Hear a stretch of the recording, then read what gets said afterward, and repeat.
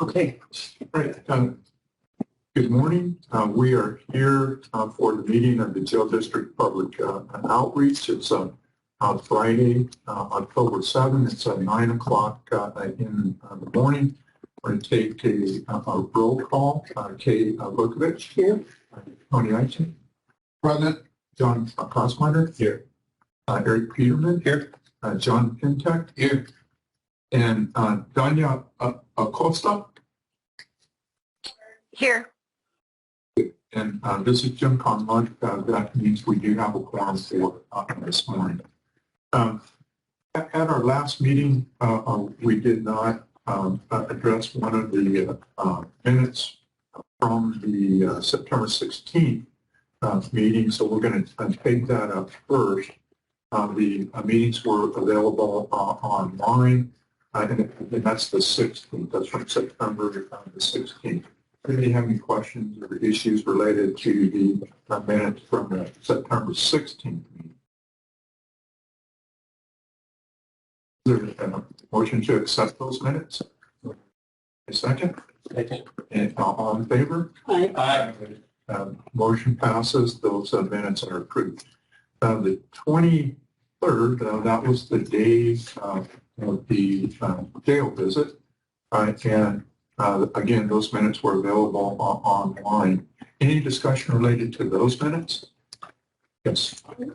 Mr. Chairman, I reviewed the minutes, and one of my concerns was that I didn't see where public safety, i.e. the safety of the officers or the inmates, was addressed by any of the board members when they went and did the jail tour.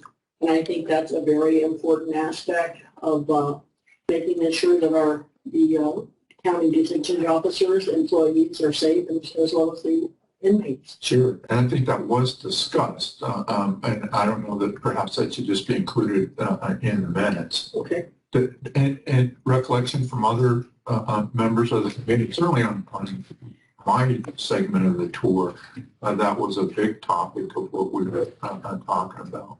And I think we may have touched on it in the public meeting. Oh, good. I got it. The Miller is now present. Thank you. So we have a quorum plus one. Excellent. Other committee members? I know it was certainly discussed. Yeah. Okay. I think so. The proper procedure there is for amendment? Yeah. We would ask for an amendment, and I know that Mr. Maddox wasn't present at that meeting, but what we were talking about would be in the minutes. It would include that the committee discussed issues related to the safety of officers and Only employees. Officers, employees, and an incarcerated person. Exactly. So that can be included in that one action item. Any other discussion related to any other items? And I would move that we would accept the minutes as amended. Is there a second on this? And all in favor? Aye. So as amended, the minutes are approved. Next item is for Mr. Kowalska and Commander Bradshaw. Update on potential tours. There was an email related to that. Yeah, there was, and so I just wanted to make sure that everyone received that email. So we can't set up a group tour. However, Commander Bradshaw contacted the commanders that are listed and their phone numbers. So if you want to, they have all your names. So if you call them and ask for a tour, they will set it up at your convenience. And on my side, I talk to the county administrators in each of those counties so they know. And I'm more than happy that if you guys wanted to tour either one of those jails, feel free to contact them. If there's any problems or issues, please contact me. Or contact me. I reached out to both those commanders, and they were more than happy to have you guys come and take a look and everything else. So if you have a problem calling those numbers or getting hold of those commanders, just let me know, and then we can arrange it through our office. Good. And that was for the facility, Santa Cruz facility in Nogales and Graham County facility up in Safford. Correct. Yep. Any questions? Are they newer facilities? They are. Yes. Graham I know the Santa Cruz is. Yeah, Graham County is only 5 years old. And Santa Cruz is now 12, 10? Yeah. What's the holding capacity? For Safford is 280-ish, and I believe Santa Cruz is 400.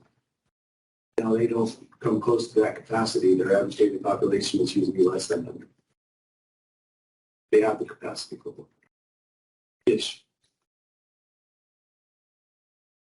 So, Okay, so and I would ask that if anybody does want to take the tour, that you do that relatively soon. We're going to be talking about if we're going to come back for a final meeting. So if there's going to be tours, then I think we probably would allow you to take the tours and come back for a final meeting. So we can talk about that later. But sooner rather than later, I would hope that we can get that done. Anything else related to the potential tours?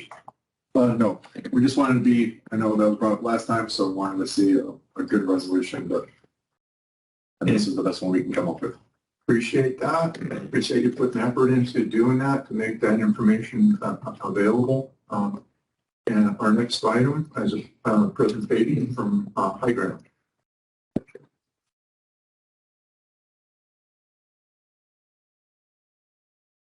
Good morning, everyone. Good morning. Thanks for being here today, and thanks for the opportunity to share some survey data that we performed. I was here a couple of weeks ago.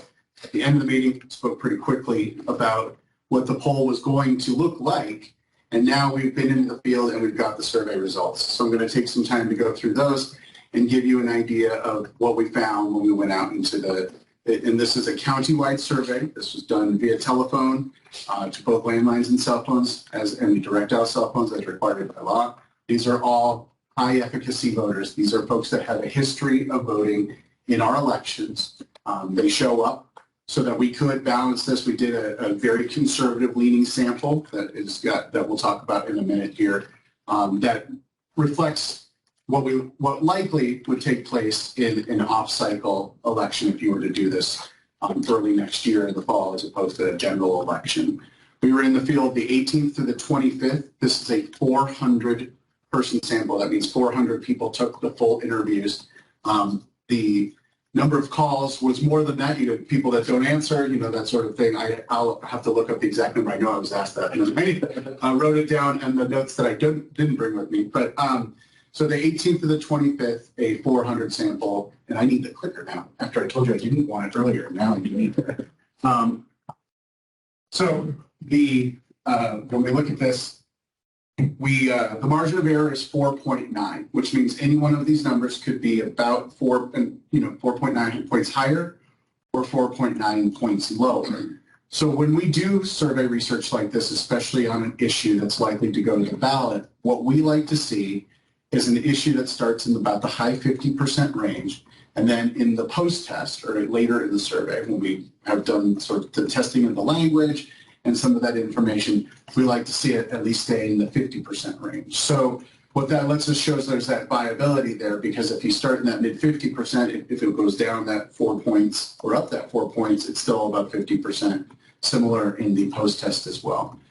Over the course of most surveys, just so you know, what we generally see is that in the post-test, the item will decline a little bit. That's just by virtue of we try and remove as much bias as possible from the survey and give both sides an opportunity to sort of test the messaging and see where the strengths are and where the weaknesses are of the data.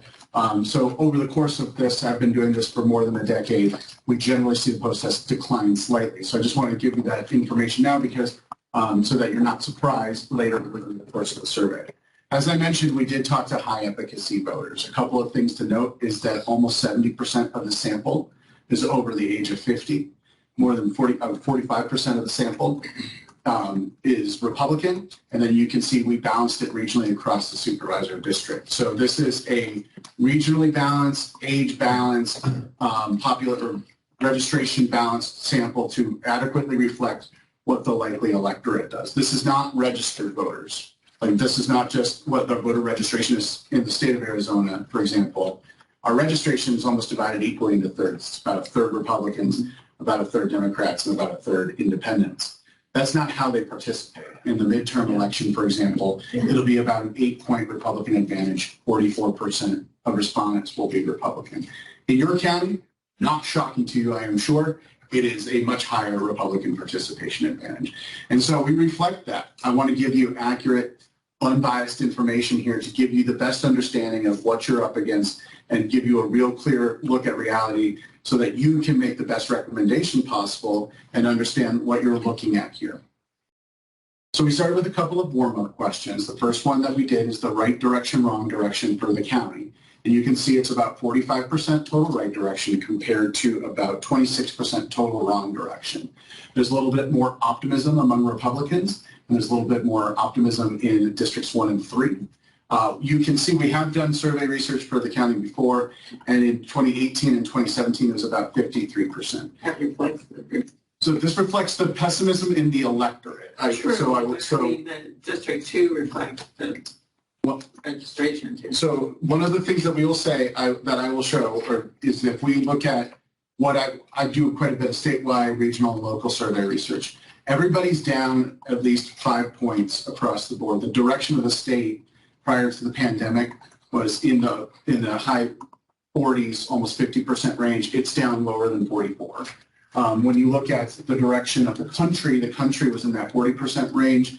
It's down in the 35%. You look at most local municipalities, they're still the most popular forms of government. So this is more of a reflection of the pessimism we see in the electorate among COVID than anything specific here.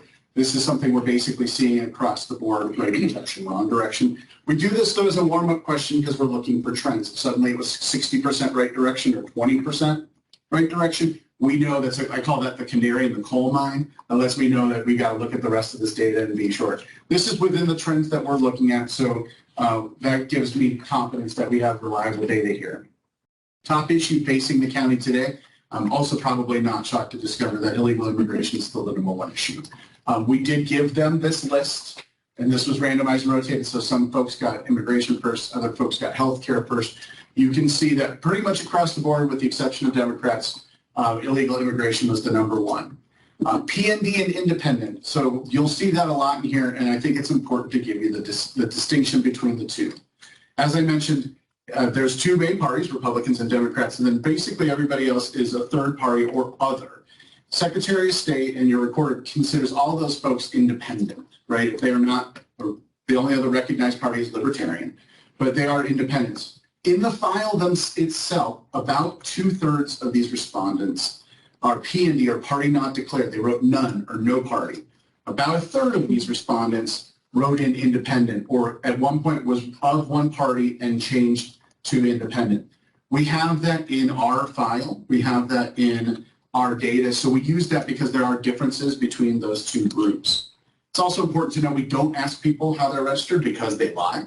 We don't ask them how old they are because they lie.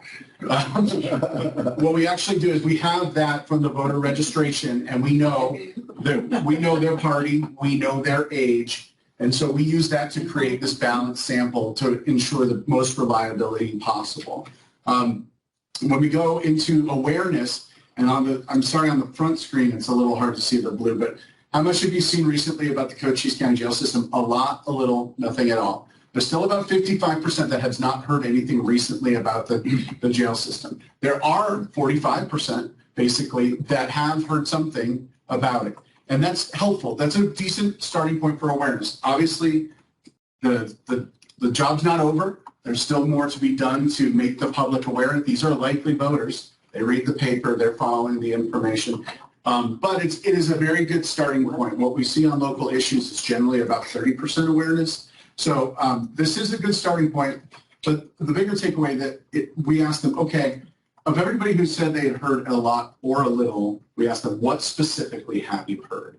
And these are verbatim responses that we took down that we then sort of categorized and sorted based on what the main thesis of their response was. The number one thing that we heard from 49 respondents that said they'd heard a lot or little were issues with the facility. They were aware that there was challenges of various types. You know, some had examples, some did not. Some, you know, basically said that they knew of some sort of issue with the facility. So that is the driving narrative. And this is an uptick since we tested this several years ago. More people are aware of this. Sheriff, your hard work on this issue has very much paid off. People understand that this is something that to be mindful of. Second we saw was overcrowding. The notion that they're full or that there's too many people or that they're crowded, that's the second highest issue. Generally, we don't have, when you ask people a lot or a little, again, back to the folks that maybe bend the truth a little bit, we'll say, oh yeah, I've heard about it. And then you ask them, oh, what have you heard? They go, oh, well, nothing specific, or I don't really know. I've just heard of it. I mean, something. So that's the third item, nothing specific, or I've just heard of it. And then the fourth highest issue we saw was understaffing or issue with staffing. Don't have enough people, that sort of notion. We had another 12 that said they generally were familiar. 9 that mentioned funding specifically. And we try to break these out, right? So you can see whether it's facilities, overcrowding, understaffing, or underfunded, all of those are challenges facing the jail. What we're looking for here is what's top of mind, what comes out when people are asking these questions. The next was virtual court and drug issues. Then we saw some just general police awareness. The medical related issues and facility faces challenges, those were a little bit across the board. They were pretty wide stretch, but kind of broke those down for medical. And facing challenges is just, that was the folks that were just like, I know it's bad. And it was, and not that you've done a bad job or not that they just know that there's something wrong. So that's sort of the general thing. And then we had 5 specific people mentioned the sheriff's discussion of it. So overall, what we're seeing here is that when you take these all together and collect them up, what we do see is the folks that have heard something about the jail recognize that it has challenges that need to be addressed. And that's reflected in the next 2 slides. We said, in general, do you believe the amount of funding the jail system receives is too low, too high, or just about right? The plurality, the largest group we saw is 40.8% who said too low. There are about 40% that don't know. So that is still an opportunity for public education, for public awareness to talk about the underfunding issues. We saw that underfunding was down the mention list compared to some of these other items. But what we do see is of those that did answer this question by more than a 2-to-1 margin, they believe that the funding for the system is too low, and only about 3% say too high. Now there's 3% that'll disagree with the color of the sky, right? So, and we do see actually Republicans in particular are aware that funding is too low, which is a rare occurrence. It does speak to, I know, the concentrated efforts to talk to some of those thought leaders and make sure that they're aware of it as well, because in general, they usually Republicans are more pessimistic about government funding. This is one of the rare cases where we actually see Republicans on the too low side. Do you know which community contributed the most to that? You don't ask where they live, you just dial a number? No, we know, like, so we've broken this down by the supervisor district. So we do know. So, Okay. Supervisors are over each of those. Tom Crosby's on District 1 and Kirkpatrick and English. is No English. Oh, and English, I'm sorry, and English is District 2, and then Peggy Judd is District 3. So District 2 is the lowest of the 3.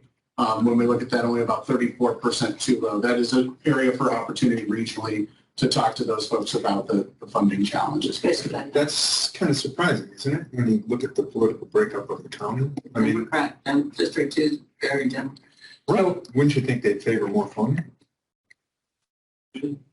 So funding, yes, but I will say that what we are seeing is there is those police issues that we heard about. There is when you look at compare like the popularity of firefighters compared to police officers, there's a significant difference among Democrats.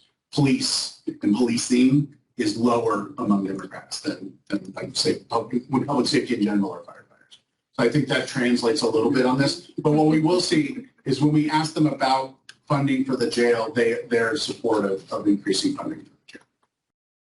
So if you recall, this is going to be done in a couple of phases. The first thing, and by the way, all of these questions were asked over the course of this survey. It was about a 15-minute survey. We got folks to take it. They stepped through the entire thing. So when you'll see this pre-test, this educated pre-test and the post-test, it's the same respondents taking all of these questions. And they do change their mind over the course of the survey, or once you're giving them information. We try to build it in a logical progression so that we don't add any bias. What we're trying to do is, so we start with this pre-test. Before we've given them anything else, we ask them, at the request of the Cochise County Sheriff, the Board of Supervisors is considering forming a jail district for the purposes of placing the issue on a ballot that asks voters to give the district the authority to implement a temporary half-cent sales tax to pay for jail facilities, staffing, and county jail system. Knowing just what you know right now, would you vote yes or no? So just if you were to walk up to the general person on the street and say, hey, we're talking about forming a jail district, it'd be a half-cent sales tax, this is what it's for. Where do you start? We start at 58%. So we're at that initial threshold in the pre-test, and you can see we have across-the-board partisan support, across the region support as well. We can see that definitely yes at 26% compared to the definitely no at 15%. That's a very good starting point. Also heartened by the probably yes, but being more than 2-to-1 to the probably no. So what we do from there, when we look at this, is then we give them a little bit of background and the ballot language. And we always want to test the ballot language itself because that's the most accurate view of what they're going to see. Because if you say to somebody, hey, do you want money for education? A lot of folks will say, yeah. Oh, yeah. And then when you say, do you want to raise taxes for education? You'll have a fewer people saying, yeah. And then you say, do you want to raise the tax rate by X increment for this amount of time with all the technical legalese you have to have in there to put on the ballot? It generally falls. What we see in this case, we give them a little bit of background, and this is just the primer of what the district, what the jails are facing, and sort of a general overview. 40 years ago, that housed 168 inmates. It's been modified to hold as many as 302, not able to handle medical and mental health needs, face expensive maintenance, repair, and operational costs. In response, the officials are considering forming a jail district and holding an election next year. This revenue would be in addition to the current county investment by United Detention. So then we said, I'm going to read you the proposed ballot language. 25 years, 1/2 of 1 cent with the 0.5, only for acquiring, constructing, operating, maintaining, and financing of county jail facilities and county system. A yes vote shall be a yes to authorize to excise, levy an excise tax. No shall be to not authorize, levy an excise tax. Again, we do that so that we are giving them the best look at what it's going to be. Whereas I can't change excise to something else or sales or whatever. I can't change 1/2 of 1 cent to half a penny, even though that's, you know, folks like that generally sounds better when you're talking about marketing. This is the unmarketed, this is what it's going to look like. And you can actually see in the initial educated pretest that the issue goes up to 65%. That's an incredibly good starting point for an issue like this. One of the things to note is, again, we have across partisan, we have nearly 2/3 of all partisan segments and nearly 2/3 of all regional segments voting yes. We also have about the same for all the age segments as well. So this is really good news. Now, I'm not here to tell you today that you could put an issue on the ballot, put it in the river, wave goodbye at it, and it's going to pass with 65% of the vote. That's not how polling works. What polling shows you is the viability of an item like this, and if there's a likelihood of passage. A couple of things to note that I think are interesting, because we've heard folks say, well, Republicans aren't going to support this. Well, what we see here is 66% of likely Republicans, high efficacy folks are actually willing to do that. And so what we see is this definitely meets that 60% threshold I talked about earlier, where, you know, if you go 5 points up, it could be as high as 75 points down, you're still at 60%. So what we look at, if, you know, and we do this quite a bit, this has a strong likelihood of passage if it were to go to the ballot. At least now, that certainly doesn't mean you can just let it go. I mean, we put a little public education into it, and that was not language that was even intended to influence the outcome of the election, but rather just a factual description of what was needed. And that helped it pretty significantly. What this shows is, with a good public education effort, making folks aware of that challenge, upping that awareness from that 40% range up to higher, let's say 60 or 70% awareness, would significantly help this proposal with its opportunity on the ballot. After that, what we did is we tested the what we call a series or a battery of issues that the proposal might pay for. And so this is all on a scale of 1 to 5, which is the Likert scale, 1 meaning not at all important to 5 meaning very important. The idea here is we randomize and rotate these. Some folks get medical support first, some folks get mentally ill first. And we're just trying to see what the voters care about. If there's anything that stands out that is really, that is very strongly supported or that they care a lot about, and or if there's any issues that really stick out that could be challenging or that could stand against. We do this a lot for municipalities because when you put together like a package, whether it's transportation, public safety, for schools, sometimes issues, for example, will be sunk by a single item because they didn't know it's not popular, an aquatic center or a new gym or some other thing. So this is an opportunity to look and see all the various items and how well they do. And spoiler alert, all of them do okay. They all do very well. But there are gradations, there are differentiations about the level of support. So when you look at that mean score, which is that column there, where you see that 4.29 next to mentally ill, items, everything above a 3 is well regarded. But above 4, those are very, very important items. They have that strong, you can see, for example, facilities to treat the mentally ill has a 59.8%, giving that a 5, a very important. That is the second highest issue that we tested among the electorate. They care a lot about the ability to treat the mentally ill. Increased staffing at 4.03 does very well. And then you can see radio and communication internet needs is one of the lower items that we tested. So that's education. That also has to do with the fact that just it's not 3.4 is not a bad number. It's just if you were to go sell this to the public or if you were to go talk about this to the public, you wouldn't lead with the radios, okay? Because they don't care. It's not that it's not important. It is. It comes down to what is your best foot forward.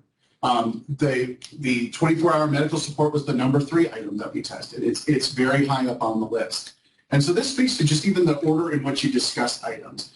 We do this for schools a lot. And what we used to find is that schools used to list the things that like an override would pay for in alphabetical order.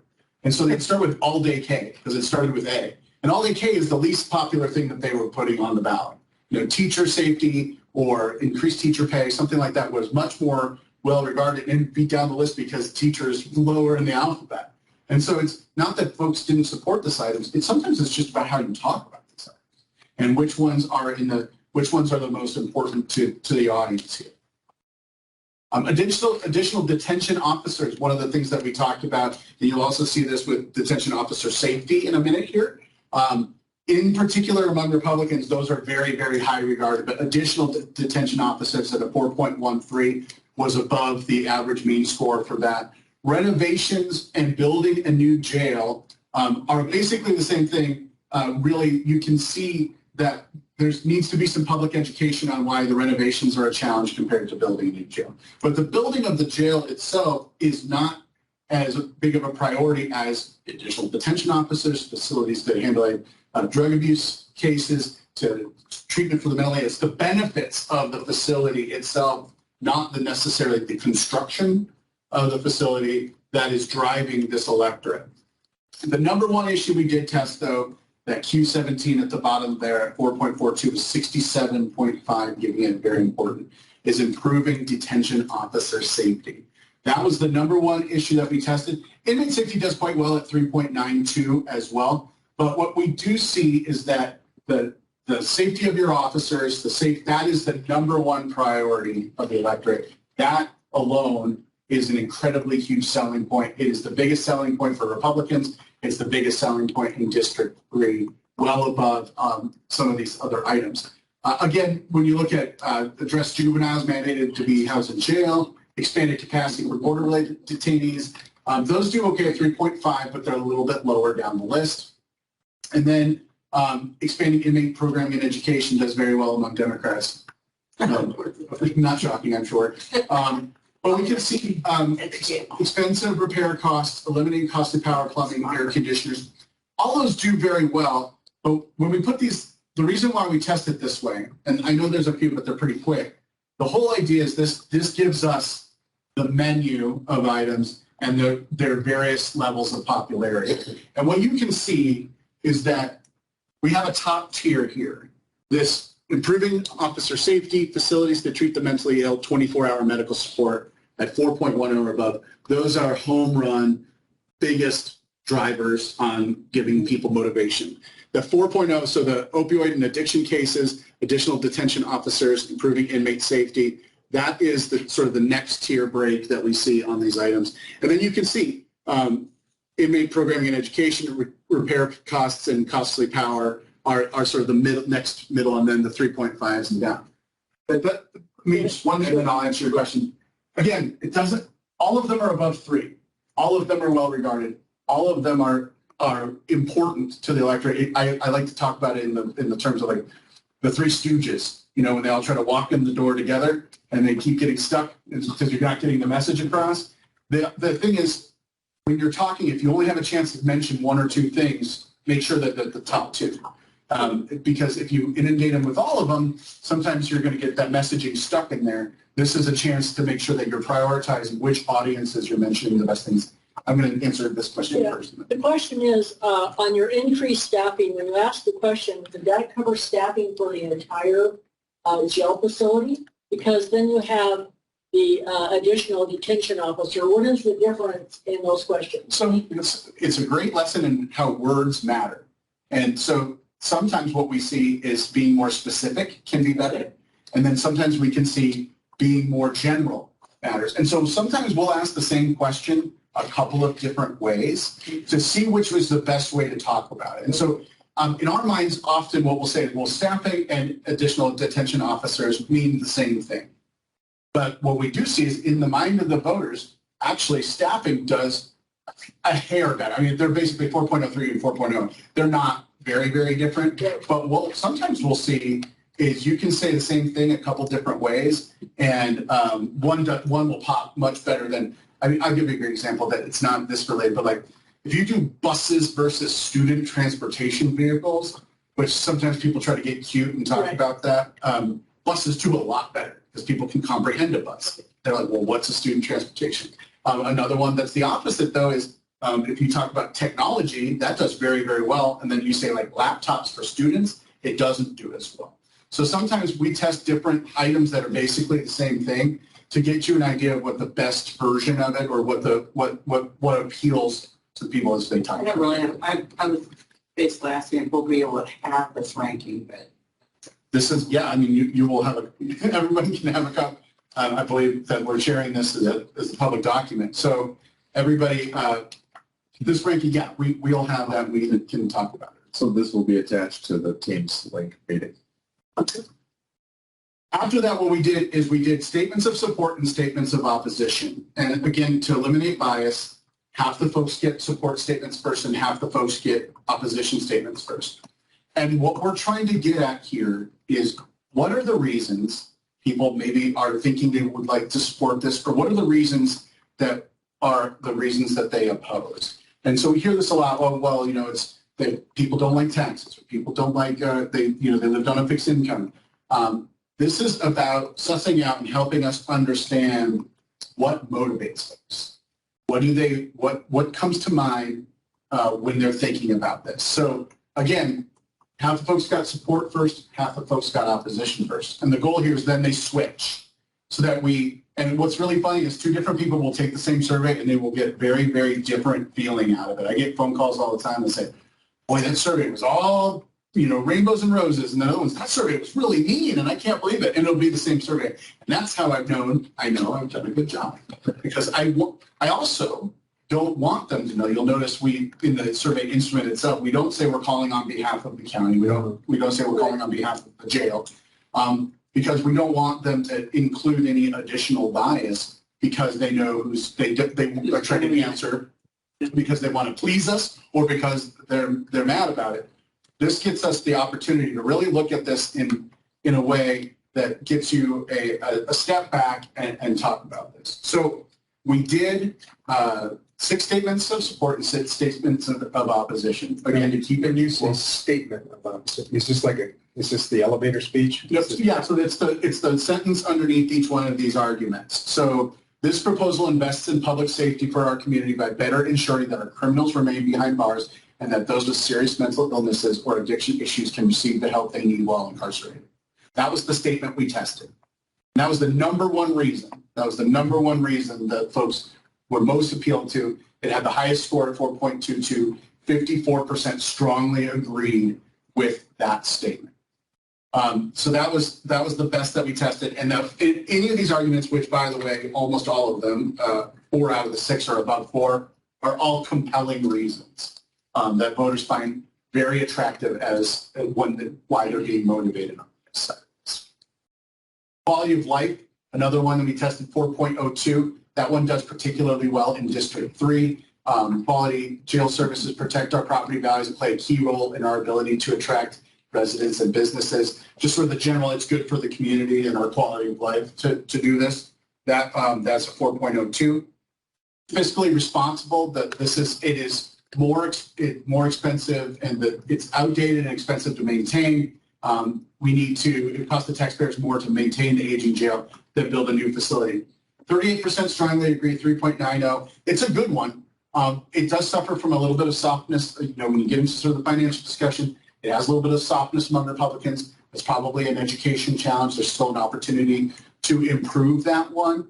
But what we do see is there's other things that are bigger motivators. Mental illness, for example, is the second highest issue that we tested. Talking about that nearly 2/3 of all current inmates are diagnosed with some sort of mental illness that requires medication. And talking about the isolation facilities, that anecdotal story, that description there, those sentences were the second highest issue we tested. 47.5% strongly agreed with that. And then the last 2 we tested is medical needs, which was that the jail does not provide 24-hour medical professionals, creating potential costly emergencies. And this proposal a fiscally responsible way to manage ongoing medical needs. This obviously matches what we saw. The medical needs were in the top 3 things that we tested of what could be funded. 48% strongly agree, and it's 4.13. It is the 3rd highest issue that we tested. The tax argument we did want to test that other people are going to pay for this. It's financed by a temporary sales tax, which means everyone pays, even those who don't live here. This is a great argument when it comes to people starting to debate taxes. Now, we talked about playing home games and away games. Talking about taxes is an away game. But if taxes come up, this is a great counter to that. But it's not the leading reason why. You can see investing in public safety was number 1. Treating mental illness was number 2. Addressing medical needs was number 3. That's that top tier again that we talked about, those items over 4. Quality of life is pretty close thereafter. Fiscal responsible solution, and everyone pays. Again, all of these do better than 3, so they're all convincing. Okay, they are all above 3.5. When we do support statements, we like to see issues above 3.5. So all of these meet those thresholds. You've got 3 incredibly strong reasons to support that in the 23, 26, and 27. On the con side, there are a couple of reasons that folks are concerned about this, and we don't hold back. And we're not limited. When we get to the immigration question, I will talk about that. I know there was a question about that question itself. But the general, I oppose all tax increases because we're taxing up already. Taxes go up, they never go down. The anti-tax sentiment is something that we will hear from Republicans. But I will point out, you look at it, 3.49 for Republicans. So they do believe that. But if I go back, medical needs is a 3.96. Mental illness is a 4.05. Public safety is a 4.13. Instead of talking taxes, even though they do believe that tax message, mental illness, public safety, those are better and stronger motivators. High sales tax, that one is a 3.43. It is the second highest issue that we tested on the con side. It is something that needs to be addressed and discussed and talked about. But when folks weigh the benefits of the proposal compared to the higher sales tax, they fall on the side of the benefits of the proposal. The regressivity of sales tax at 3.22, again, below 3.5. It is slightly convincing, but you only have 23% strongly agree. We do have a large number of Republicans that believe in the I lived on fixed income, and I need to live within my means. The county should learn how to do the same. Inflation, certainly there's a lot of inflation concerns right now to be mindful of, but what we see there is that it's a mover, but compared to the other things, and we'll put them all on a scale together in a minute here, and I think it'll be pretty eye-opening.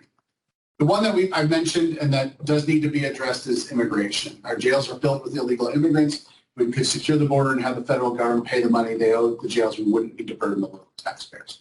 I know there's a question about this and whether it's accurate.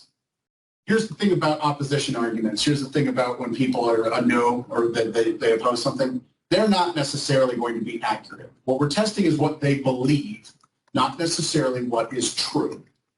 We always ensure that the support statements are accurate because you don't want to mislead people and say something's going to change or something's going to happen. That won't happen. On the con side, we're really not limited to that because folks believe what they believe, and we want to know what's motivating. What this tells me is we do definitely need to address and talk about the immigration issue and how the jails handle it and your role in that and why it's important in a way that mitigates this. It's not a huge issue compared to some of the other items, but it is the biggest motivating factor when we look at this. That is the thing that sticks out the most, is that this is a concern, particularly among Republicans. It's above 4 among them. That's something that will need to be addressed. I think it'd be better to inoculate against that and talk about that in a proactive way instead of waiting it come up. The no comfort for inmates, they don't deserve to have upgraded facilities. Not really a mover at 3.03. So again, the two top tier arguments here that we saw is illegal immigration and the high sales tax concerns. But when you put them all on the scale together, and we look at them all in a motivating factor, you can see every reason to support outweighs every reason to oppose. And the two closest is everyone pays compared to illegal immigration. And this is the thing to note. When you look at everyone pays at 3.65, it is a better argument than I'm worried about a higher sales tax.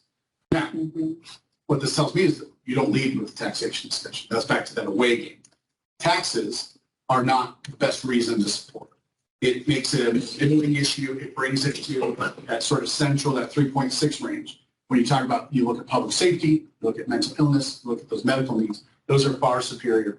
And this speaks to the discipline of messaging and talking about the things that the voters care about. It doesn't mean you change it. It's just framing it in the ways that they want to hear about. You know, that I know you guys need upgraded facilities. I know there's concerns you deal with every day that are the most important reasons for you. What this shows us is the most important reasons to the voters and what motivates them. And so sometimes you have to, figure out, it's like I always, because I've done this for a while, I stopped believing that anybody believes the same thing that I believe or voting for the same reasons why I'm voting. This is one of those helpful exercises that shows you the reasons that people are motivated. So after we did the pro and con arguments, we asked them the question again. We read the ballot language. I would like to ask you again, sometimes people's minds change over the course of a survey. Knowing just what you know right now, would you vote yes or no on this proposal? And we can see this issue ends with a 62.7% range. So well above that 55% that I mentioned at the outset of this. Again, I want to reiterate, I'm not telling you that it's going to pass with 60% of the vote, right? Because as we get closer to the election, when in doubt, that don't know, that 11% that's don't know right now, don't knows, it's like proving innocent until proven guilty. The same thing with ballot issues. Folks will generally, if they don't know, they'll vote no on these issues. I mean, we're going to see that. I think those 10 statewide ballot issues that you're on your ballot right now when you get it next Thursday, there's a lot of them. And the folks that don't know, they'll sort of default no on those if they can't read it and figure out what motivates them. The good news here, though, is that definitely yes, definitely no is still more than 2 to 1. And the probably yes to probably no is almost 3 to 1. And we see every partisan segment stays above 50. In fact, we've got most of them above 60%. And we've got the regional segments all above 60% as well.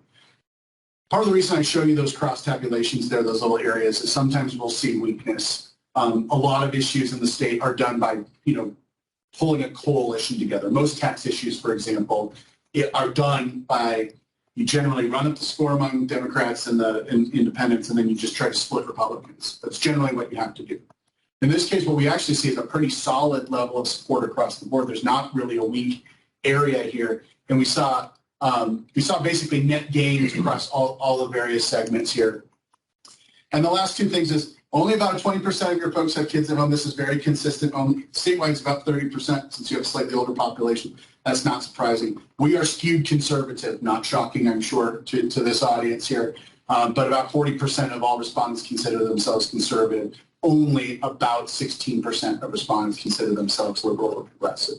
So that 40 to 16 feels about right when you look at the respondents and what we expect here. So, there's a lot of really good news here. I think that's really helpful. And with that, I'm happy to answer any questions that you have.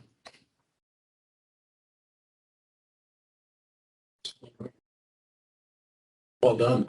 Thank you very much. I have a question. I like delivering good news. Yes, sir. But I mean, well, the data collected from this survey, because I wasn't asked, and I don't know anybody that was asked to respond to this survey. Will this information be repackaged and presented to the public prior to a vote? The polling data itself? Right. We can discuss that if that's something I definitely think that the board should be made aware of it. We can talk about the items. What I generally find with this type of data is using it to put together the proposal and how the proposal is talked about. It's not that 62% of the electorate likes it. That's the motivating factor. It's that we know that help for the mentally ill, 24-hour medical support, additional safety for our detention officers, that those are the things that people care about. This data is best used to talk about the project, talk about what you do. I'm certainly happy if you wanted to put it in there. Most municipalities don't generally go out and say, and 62% of the voters love it. It's more about what the data tells us to help when you're putting the proposal. And secondly,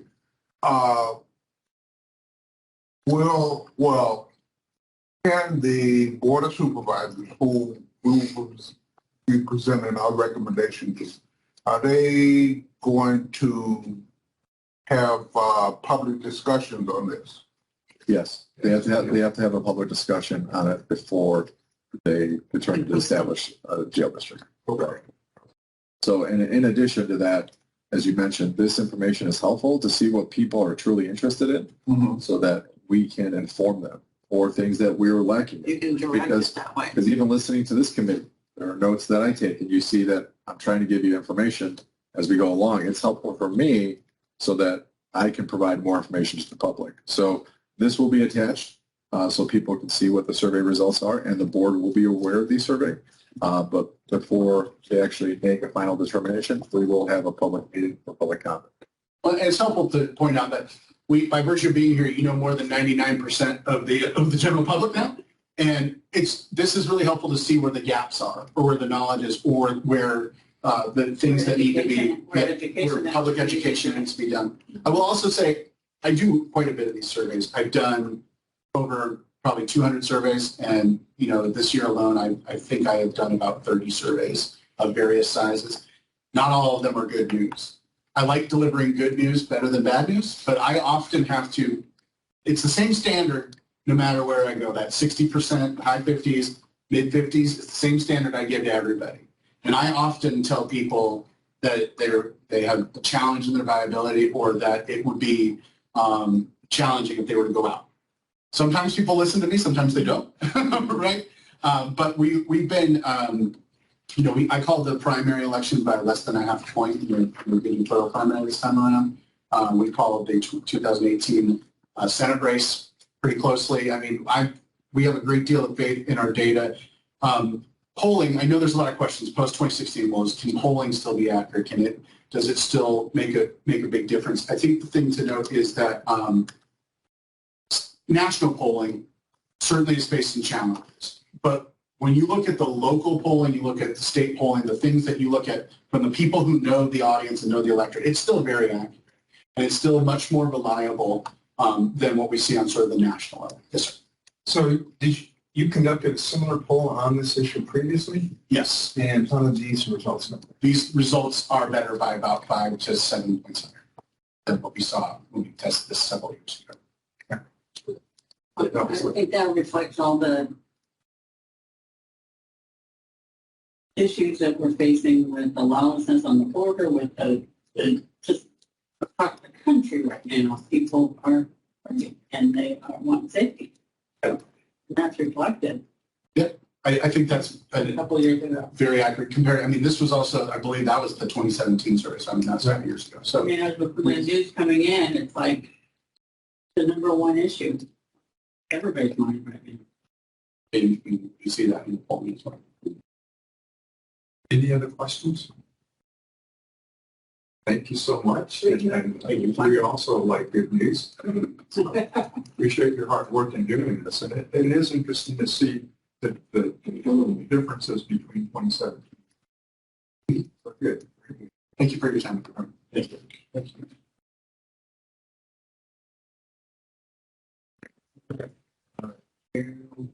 The budget design concept taxing, and that's going to be several folks from the county. Mr. DeSantis. May I have seats? Please, absolutely. So just a quick introduction. Mr. Duchamp, he is currently our emergency management director, and he was our budget manager. Juan Frisbee, who is our new budget manager. I didn't think it was fair, day 3, to have Juan present. And Dan does a great job putting together. And so he put together all the information that hopefully that you guys were looking for. It's a lot of information, very detailed, but Dan does a great job. Thank you. I will use the pointer, that's okay. Sure. Yes, sure. So I'm here to talk about the other less fun side, the taxes and funding. So a jail district sales tax, it's a tax on goods, not services. It's a special district that would encompass the entire county. For example, there's other districts, fire districts that have borders, boundaries within the county. This would encompass the entire county, like the library district and the flood control district, and include all the incorporated cities. Certain goods are excluded. There's a long list, and it's very specific and nuanced. Some medications, durable medical goods, prosthetics, hearing aids, force-mandated textbooks. Motor vehicle fuel is taxed as a gas tax. It's a different mechanism. Orthodontic devices. The point is, each of these has a caveat, so it's a very detailed statute with exceptions about what is and is not included. But it is the same as our current CAPS system, so we are current. The county currently has a CAPS on sales tax right now, and these are the actuals that we've seen. So going back 7 years to 16, we've seen it grow a little bit from 6.5 million up to 11 million. And I've shaded these two a little bit darker. Those are outlier years for when we had the border wall construction here, because that was taxed as a construction project. Even though the wall was built out of the county, and the tax goes where the construction takes place. So the wall was in Cochise County, so we received the tax. That was extraordinarily high, so moving forward, I wouldn't project us to break 9.8 or 11 billion like we did in the prior years. I think a conservative estimate for what a half-cent sales tax in the jail district would be 8.5 million annually. You can see that in the green banner. Kind of following the growth trends, but taking out those outliers. And as I keep on, please interrupt with any questions. half-cent sales tax throughout the year. Here you can see it has some seasonality to it. And there's Snowbirds. yeah, and it's lagged, so when we see these jumps in February, that's really December, maybe the shopping season, May. And then the green here was that high year from the border wall, and I had to guess, I'd say that was quarterly payments possibly, but it's such an outlier, you can tell that it's unusual, so we wouldn't factor that into our long-term projections. Half-cent sales tax projections. So when we talk about the special district, as was mentioned before, it would have a lifespan of 25 years. So just back of the napkin, if we said, what would this tax district look like in 25 years? What's in the realm of possibility? Well, if things were flat in 2048, it's still 8.5 million. Or if we have steady growth of 3%, we could generate 18 million. Again, we can't project out that far, but we can paint the picture, or at least the picture frame, and say, hey, 25 years, this thing's going to be growing. And you'll see this with some of the expense, or on the expense side as well. What about investing part of that to keep it continued, so that when it goes away, you still have a line of money to count? Yes, I would recommend we keep a sliver of that as a contingency. Maybe not invest, but there would always be some type of reserves. And you will see that on the budget. Half-cent sales tax total revenue. Again, if this district lasts 25 years, the total revenue, depending on what type of growth we see over this next 2.5 decades, could be 250 million or up to 330 million. But that's adding everything together. You wouldn't accumulate that much money. Cost to consumer household. This is difficult to calculate because not every single, it's a very dynamic economy where certain things are taxed and certain things are not. It's not like property tax where I can look at all 6,200 square miles and see every parcel and see who's going to pay what. So at the simplest level, I can say, well, we've got 8.5 million in revenue and there's 126,000 people in the county. So at the most, each person would pay $67.21 per resident per year. Again, we're just painting the picture frame here because that's not what would actually happen, because there's business-to-business transactions. There's out-of-county residents making purchases, people passing through on I-10, and then there's cross-border shoppers as well. But that, because it paints the picture.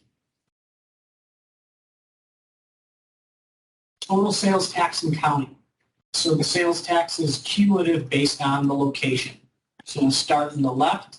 The state sales tax is 5.6%, and that does come back down to the cities, towns, and counties via statutory formula. So it goes up to Phoenix and then gets dispersed. County has a half-cent sales tax currently, and each of our cities has a sales tax ranging from 1.9 in Chuka City to 3.8 in Douglas. And then the unincorporated portions of Cochise County don't have a municipal sales tax.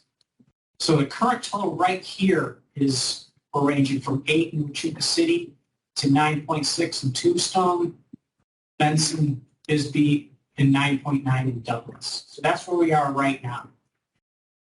Again, this new half-cent, be a half-cent across the whole county. And again, emphasizing this is not just unincorporated Cochise County, it includes all the municipalities. Bring a new total ranging from 8.5, which you see, to 10.4 in Douglas. And as the survey presentation noted, 4 municipalities will break double digits into the tens. Just a quick note, we talked about the cities having higher property tax, higher sales tax than the county. The way I like to explain that is the county relies more heavily on property tax because the county has more property, and the cities rely more heavily on sales tax because the cities have more business. The county collect part of the tax when you order something online or something like that. Is Yeah, it- that's where you pay your tax on the county. If you live in the county, that's where you pay your tax. There's no way to tax that other. The internet tax. You're right, Joe. Oh, did you say internet tax? When you buy something off the internet. You know, when you order something on the internet, and Yes. they send it to you, you're not getting the tax from that, right? Yes, over the last few years, the state legislature passed a law, so we are now capturing those transactions. And that would also be captured with this jail You district pay tax. a lower tax by, like, if I have like, an example, I did like pamper check. If I buy it and I'm physically in the county, my tax is lower than somebody living in. City. This that has that same party, their taxes on that party are higher than mine are living in the county. So they are taxable. It's a different way. Yeah, it's based on location. I'm sure y'all remember. I'm just saying, I know, because I've heard, okay, well, we're thinking. I just don't pay attention to it. And we remember 5 years ago on Amazon where you didn't have to pay taxes. Right. Those days are over. But it's good because we lost those transactions when they shipped it away from our brick and mortar stores. So it's not new revenue, we're just recapturing. Right.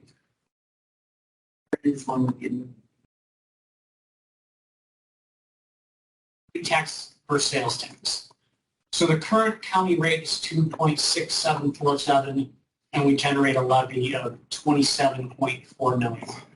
So what would happen if we said, let's do a property tax opposed to a sales tax? To generate 8.5 million in property tax, you would need a rate of 8307 or 0.8307. So that would be a 31% increase over our current primary property tax rate. And we would be subject to assessment. Property values went down or more. So every property is assessed by the assessor's office on a current basis. Mhm. So those values already, they have those values. This would just be a new property tax. Right. Are we subject to any of the variance of property values, for example? Yes. Go ahead. So if property tax or property values went down, Mhm. you would need to increase the rate to have the same levy or revenue. And so if this is a jail district, would we be visiting that every so often if the property values went down? Yes, every year, just like the flood control district and the library district Right, and all your fire districts, Right. every year they get the assessed values. right. Say, what rate do we need to charge to receive the levy we need to support? So to maintain the same level of revenue, which would be better path, sales tax? Sales tax has a, that's difficult to answer. I mean, to be honest, the property tax is more political because if your assessed value goes up, then some people think you should lower the rate. Or if your assessed value goes down, people are reluctant to raise the rate, Right. even though you would have to do it to keep your revenue the same. And so sales tax is fixed, right? It's fixed. So you're along for the ride Right. with the economy, so to speak. And more people pay it. And this is the question that was brought up before, sales tax versus property tax. So that's when I asked Dan, so people can have a better understanding, right? So if you went with the half-cent sales tax, you saw at the most, right, about $67 a year, people are paying for it. Here, your property tax would jump up 31%. And depending on how your property is evaluated and assessed every year, it could go up, it could go down. But Which puts the county it's board in a not- really bad position. right, and now this is only property taxpayers that are funding the jail. Right, compared and to- not the general population. Right, so- Or people transiting and people just being here for a minute. right. And so when people are asking, why are you proceeding, or why is the board interested in proceeding in the half-cent sales tax? Here's some of the analysis, so now the people in the public can kind of understand, is that when Everybody shares. everyone shares, as in the survey said, everyone shares in that tax compared to people that are paying property taxes, and there might be a revolt of 31% property tax. It would be a huge revolt. I'd be right there, number one. So just to give more perspective of the questions that we were trying to answer those questions for. But the sales tax also goes, the collection of it goes up and down depending on the economy. It does, but it's always the half-cent sales tax. Yes. And then And this is informational. The board is going to be intended to receive. Correct. Yep.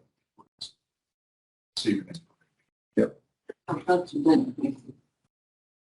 educating the public.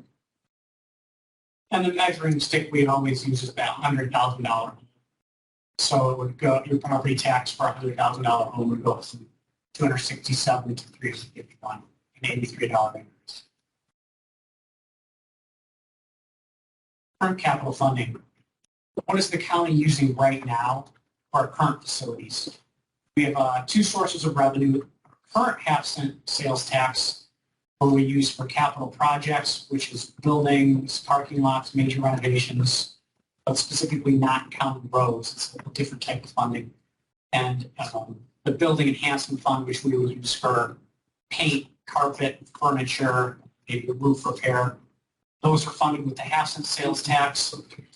Currently, we have $13.6 million in that account, but that is accumulated over some time. We see about $2 million annually in capital and $1 million annually for building enhancement. Lastly, we have $443,000 in general fund annually for repair and maintenance.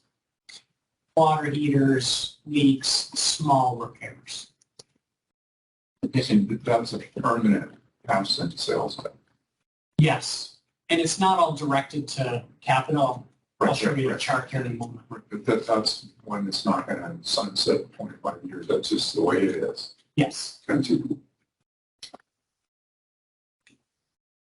what. Here are our current capital funding. You can see our balance has increased pretty good over the last 15 years. And now we're starting to spend that down on major projects that we've had. This is the balance of the bank account. But the orange here shows that the yearly amount. So 2 to 2.5 million every year we get in capital. Current county half-cent sales tax. It's not a good blue, sorry. Half of it goes right into the general fund. Good over there. Look on the sides. All right. Half of it goes to the general fund. 25% goes to that capital account we just mentioned. 12% into that building enhancement fund. 6% goes to our IT capital or computer replacement fund for technology, computers every 5 years, servers. 7% goes to solid waste to subsidize the rural transfer stations to keep those rates low. So, excuse me, the building enhancement, IT, all that stuff, district, then that would be pulled out of this? This is our current half-cent sales tax. Right. The new district would be totally different picture. So, yeah, so each of those things would be out of the funding system. Not This isn't funding of I know anything this to is, do with the jail. I know that. Okay. At all? Like where it says building enhancement, that's not being used currently to fix stuff at the jail, or the IT capital's not being used? Yes, it is. Okay. So that would continue. You're right. So right.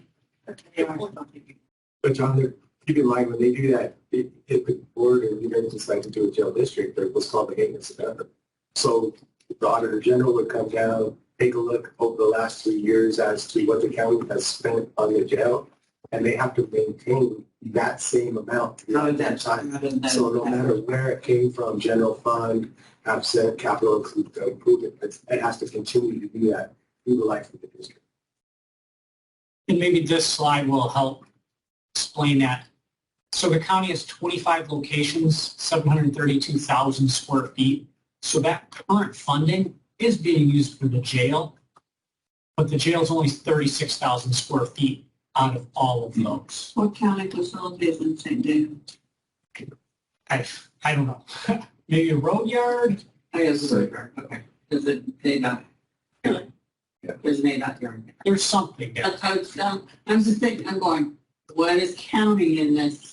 I live there, and so the yard is in. As I'm just curious. I said, I've been doing the budget for years. I don't know every single facility. I have to look at the list. And you can see Bisbee's 40%. It's the county's seat. Makes sense. So going back that $2 million a year and 10, 12 million in the capital bank account has to go to all these facilities as well. Percent is carried over each year. So we generate about it depends on the year. So let's say 2015 to 23, that's roughly flat. So every year we've raised 2 million and spent it, raised 2 million and spent it, raised 2 million and spent it. So we carried over a significant amount, 10, 12 million.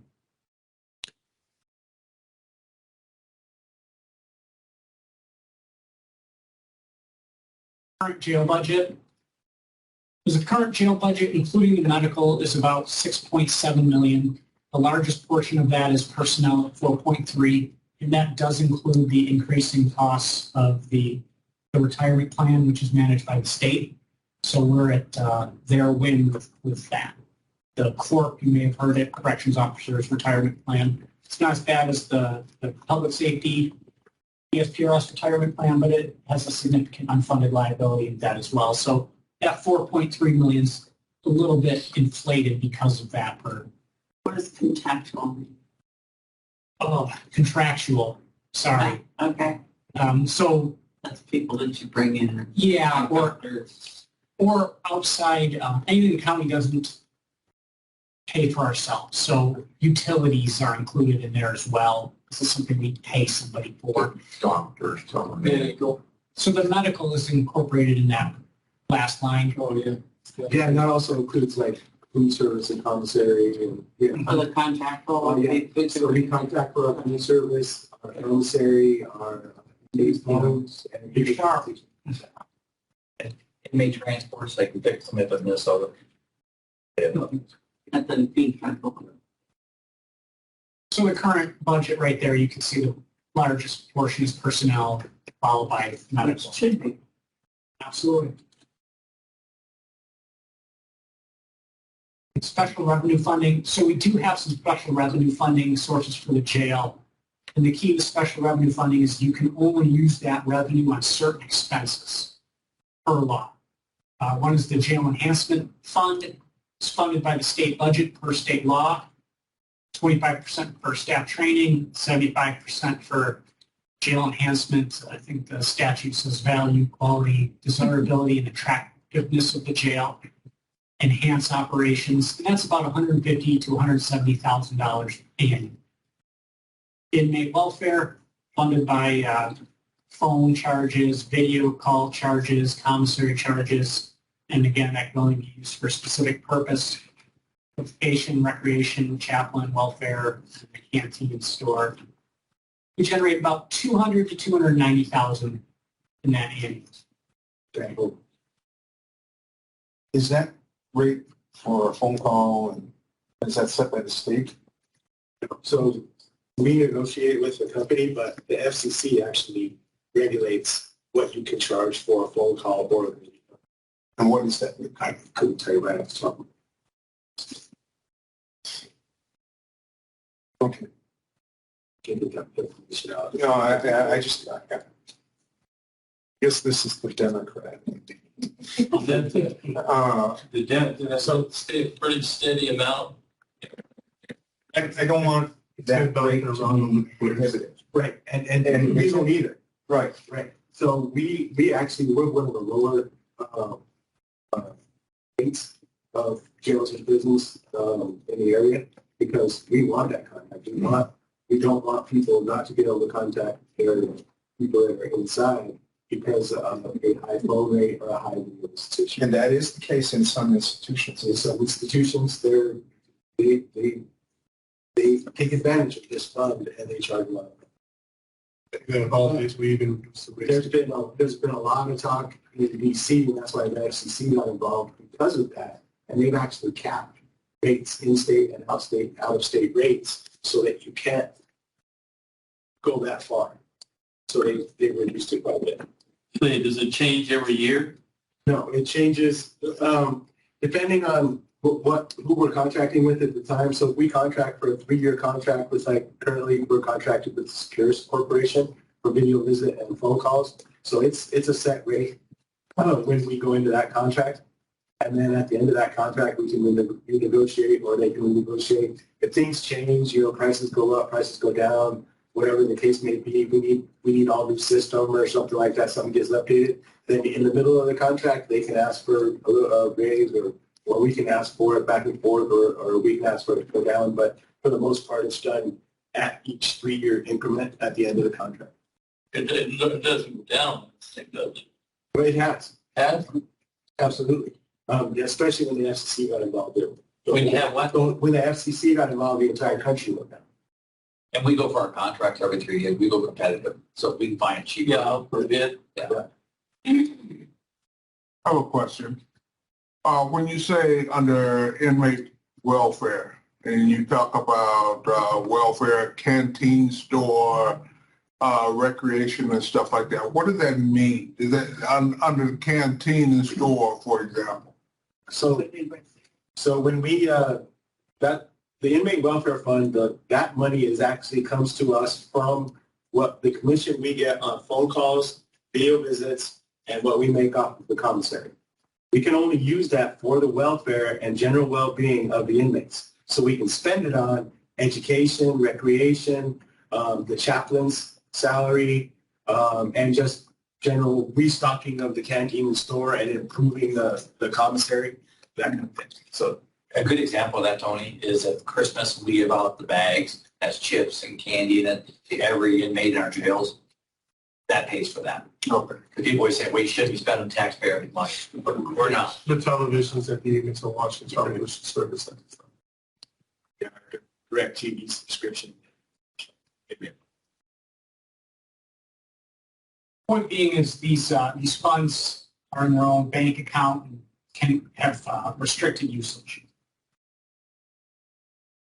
New jail cost, based on the study, which I believe was presented in prior meetings, what a new jail would cost. The table there on the upper right shows the $66 million for the building, $2 million for site work, $23 million for soft costs and contingency, coming in at $92.2 million for the base mount. That's the expense side. How would we pay for it? On the pie chart, the county, we feel confident we can contribute upwards of $30 million, tapping into our general fund contingency, our capital fund that we showed. We had that sizable fund balance right now. And if the jail district began with the sales tax, there would be a lag between when we would start receiving the sales tax and take out the bond. So we would be able to potentially accumulate $25 million through that. Again, these are very early projections, but I think $30 million is reasonable from those sources. Got the 21 list. Yes. Lastly, we would have to go up for a bond for 42. So people were initially saying, jail is going to cost $100 million, but that's not actually the bond that we go for. Right. Because the legislature gave us $20 million. The sheriff worked really hard to get that money. On top of that, and I was trying to explain, as we build on, because the project takes some time, we'll build up that bank. And people asked about our capital fund. We do have money in there that we can contribute, so we can borrow this. So now we're not talking about borrowing $100 million. We're going to borrow roughly around $42 million. And the caveat with the state appropriation, the sheriff, Mr. Kawachka, that is contingent upon the county getting funding. That's not free money forever. Right. Right. So if we don't establish the other district, We don't get that money.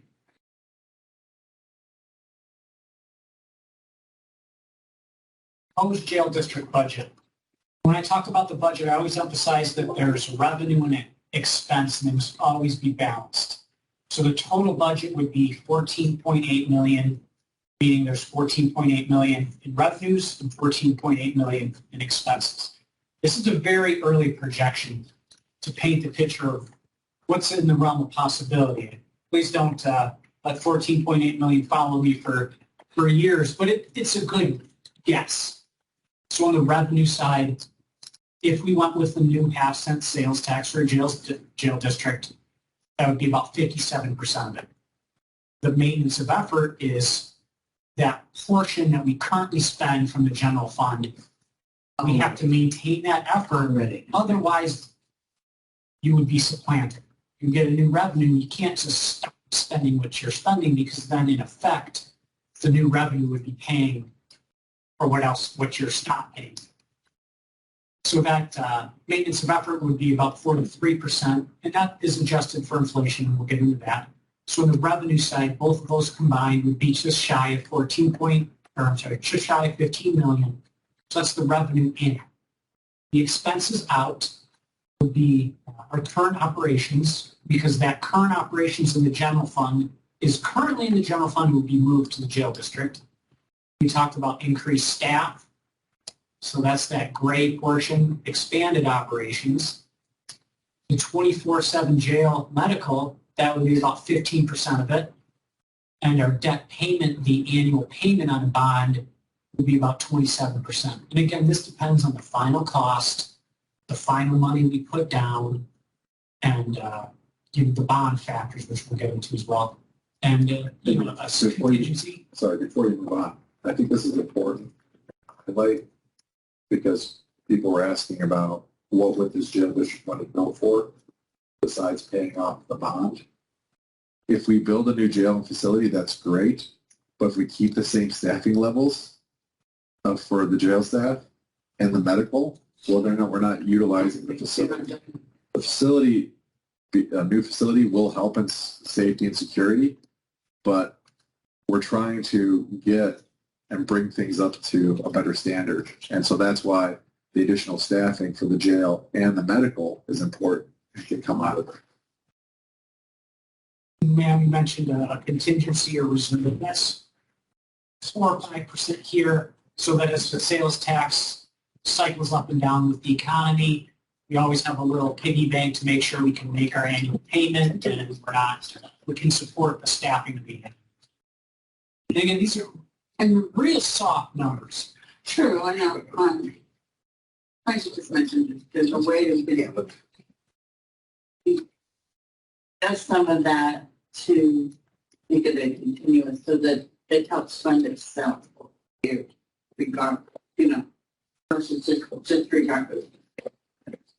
Counting on the sales tax, but to help build it so when the 25 years is up, you still have this building. So our accounts, Does that make sense? yes, our accounts working with the treasurer's office are interest bearing. So all of our accounts, we generate interest. So the general fund contingency of 15 million, we're not going to spend that all in a year. That's in a separate account, and we generate interest on that. So that contingency would generate interest. What I wouldn't go as far as to say that we're going to, when we hit this 25 years, we'll pay off the debt. So we wouldn't have enough saved up one-time money to keep paying. But we would get a reprieve by no longer having the debt.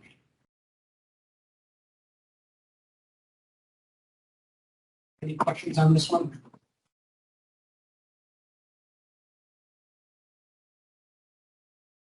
Jail operations projections, just like we talked about with the revenue, looking ahead 25 years, what's in the realm of possibility? Average, if we get 3% growth over 25 years, it could be $14, $15 million in expenses. Just like we saw our revenues, if we had 3% growth over 25 years, could be 14, 15 million. And again, if we went and looked at the county or city budget in 2003, look minuscule. Bond projections. So this is the big one here.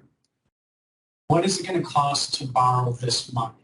Just running some 3 quick scenarios, 40 million, 60 million, and 80 million dollars, what our annual payment would be. So $40 million bond, $2.7 million annual payment.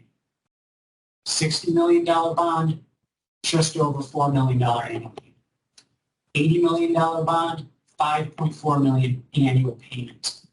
The coverage ratios, it's a measure of your revenue source over your annual payment, so the higher the better. So the 40 million, you have a 5.5 coverage ratio. There are some assumptions here, and thank you to the team at Stifel Financial Services for helping me put this together. Where we're looking at an assumption that the county has an AA bond rating. Currently, we don't have any debt or bonds, and interest rates 4.5% right now, subject to change. Has anybody done a study to how many bigger jail we need? The actual size and Yeah. no, because if we're talking about that detail, we'd have to go out a little further and about those projections and the actual Size. yeah Accommodation. right. Any idea? So that's sort of part of this presentation. So here in a few minutes, I'll talk about sort of the conceptual ideas of what the building might look like and how we'll get to square footage. Yeah.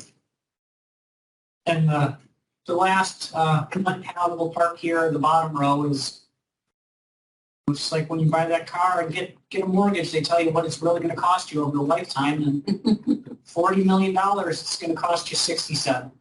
60 million, it's going to cost you 101 million. 80 million is going to cost you 135 million. You add up all those payments. So this, I'm going to say it again, is the paint the picture frame here of what it's going to cost. And again, based on where we land here, is going to determine this chunk of the pie chart and where we make the final decision on what to spend. Any questions on this? It's a lot.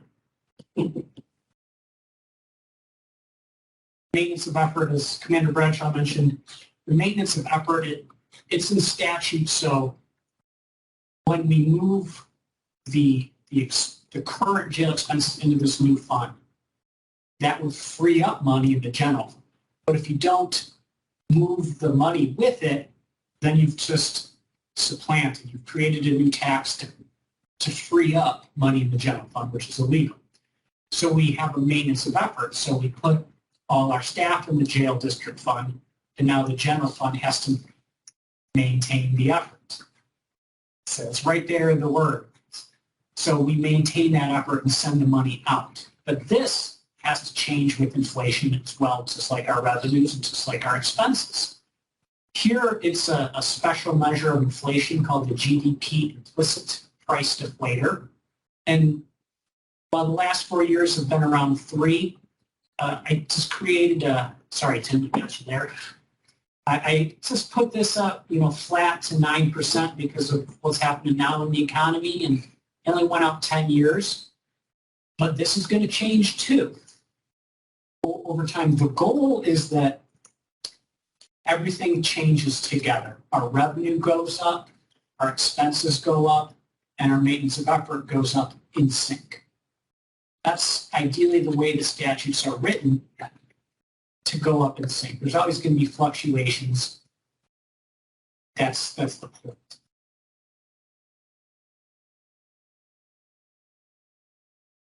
So that's the financial side. We've got some information about current maintenance needs. Commander Bradshaw or Lieutenant Monhay can kind of chime in here, but this is the current list of what needs to be done. It's total just over 2 million. And again, we have the funds for this, but there's a challenge in getting it all done while there's currently inmates. Gentlemen, do you want to Well, we can talk just, about this? briefly talk about it. It's pretty self-explanatory. There's what a walk-in cooler is and how much it would cost. And so as we're going through these processes, when we first started looking at this, we went to the board and said, we're going to spend a lot of money over the next few years on the jail. What directions can we go? And that's sort of how this committee was formed and why we're where we are today. So if we were going to, we've already started on some of these things. Obviously, we're just not sitting around waiting to see what happens. We have to spend money to keep it going and what's going on. But, you know, at what point do we stop putting millions of dollars into an old building if all of a sudden we decide we want to do a new building? So that pretty much looks like what we've identified. And that's not everything. That's just a piece of what we've identified so far that really needs to be improved within the next year or two in order to maintain the current standards that we have.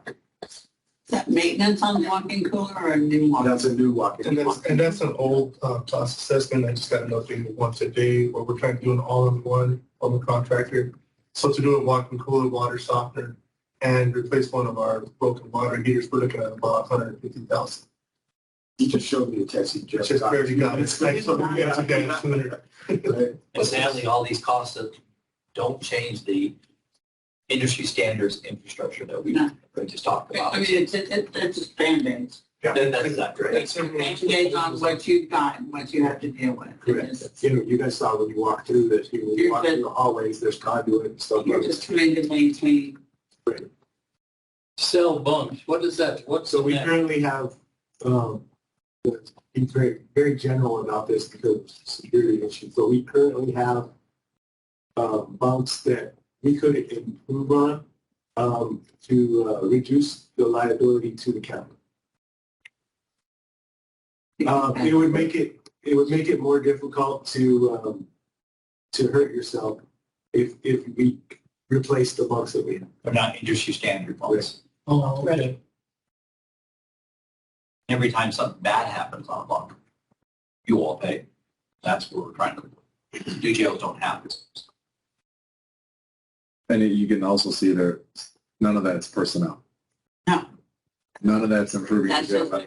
just, that's just Band-Aids to keep the facility. And none of that opens up more space to house the amount of inmates. Right. And we do have the funds for that. This is, we're not doing this. And I know some of us have worked for local governments here. Imagine running all of these projects, you know, RFP, RFQ out to bid, construction companies, and doing this in a jail that's currently, there's inmates in it. So we're doing as much of this as we can. You can't do all this in 6 months. Transportation model. One of the ideas that was broached even last year was about putting the inmates or having them travel to another county's jail at a per diem daily rate, either while we permanently or while the jail is retrofitted or fixed. So the costs are exorbitant. Just at $89 per day, and if we just average it out, 250 average daily count, it's $22,000 a day, $8.1 million annual cost. And you would still need the same staffing of $4.3 million to run that transportation.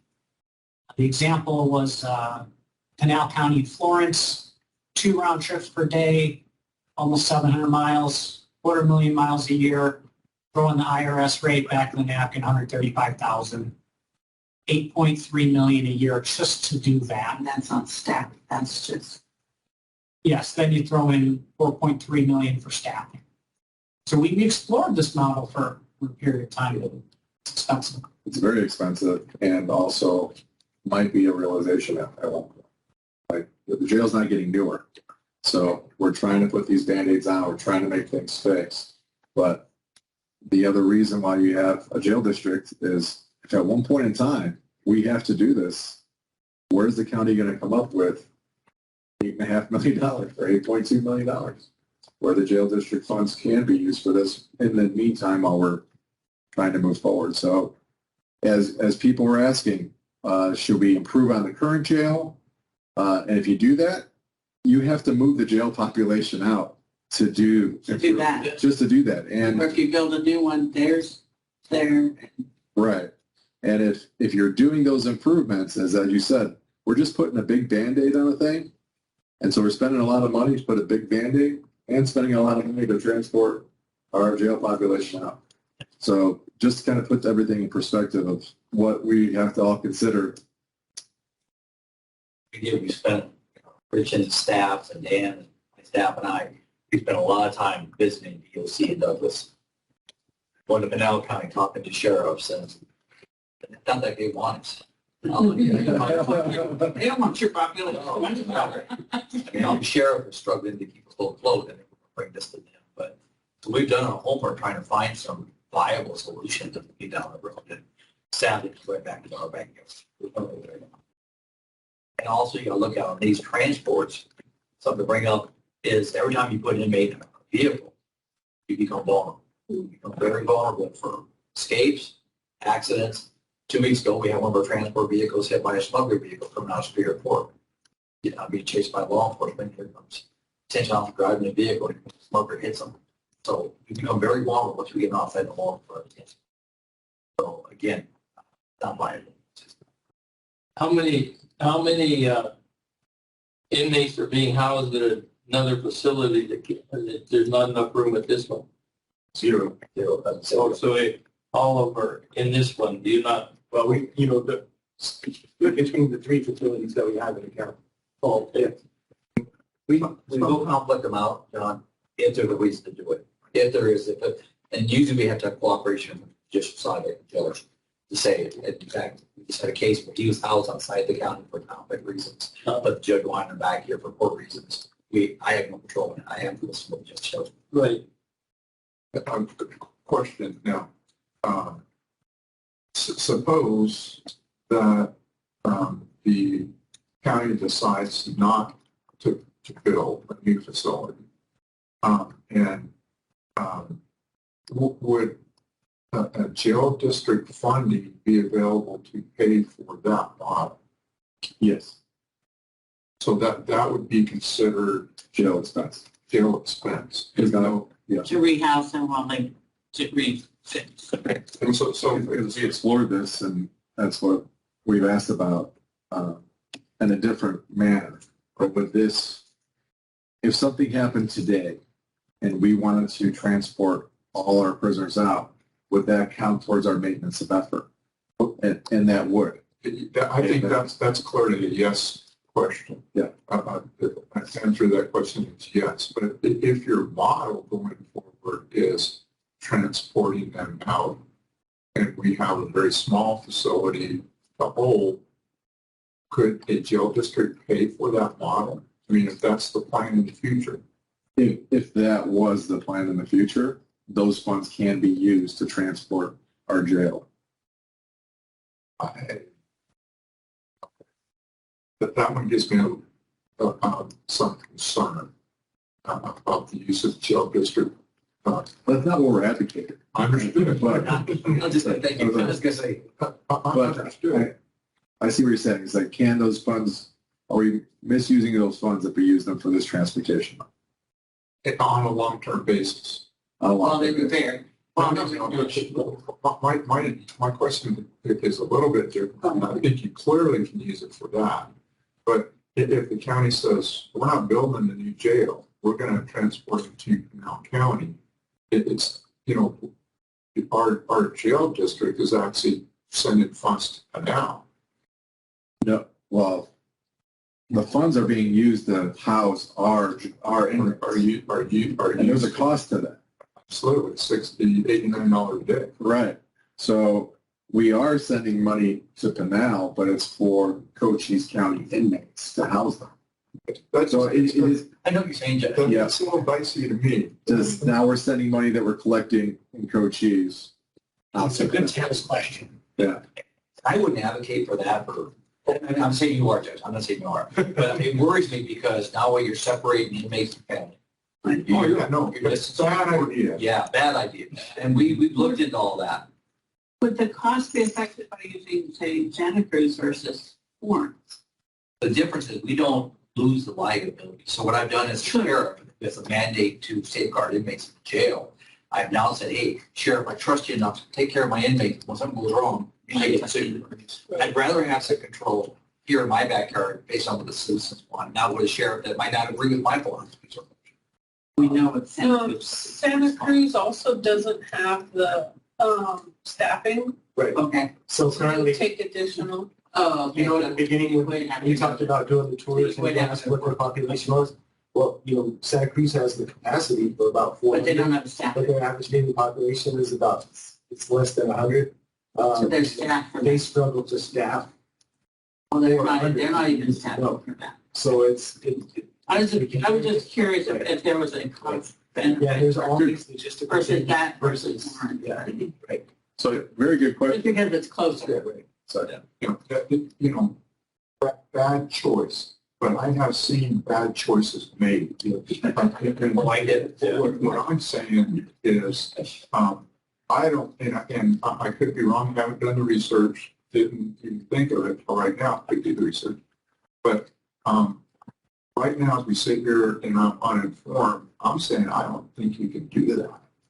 If this was a long-term model, I don't think a jail district could pay for that model. That's just what I'm saying. yeah, we can look into it.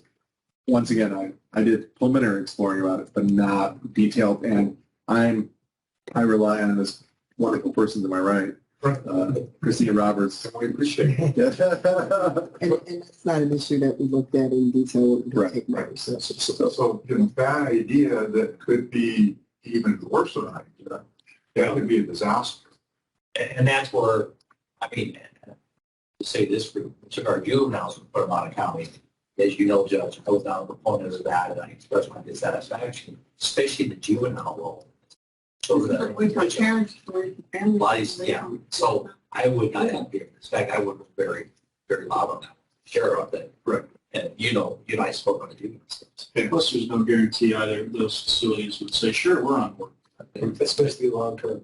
Especially long-term, they would not be. Yeah, they don't want them, they got they all have their own challenges. Everyone's down. Just on the record, and it's a issue. This concludes the presentation. It's a lot of information.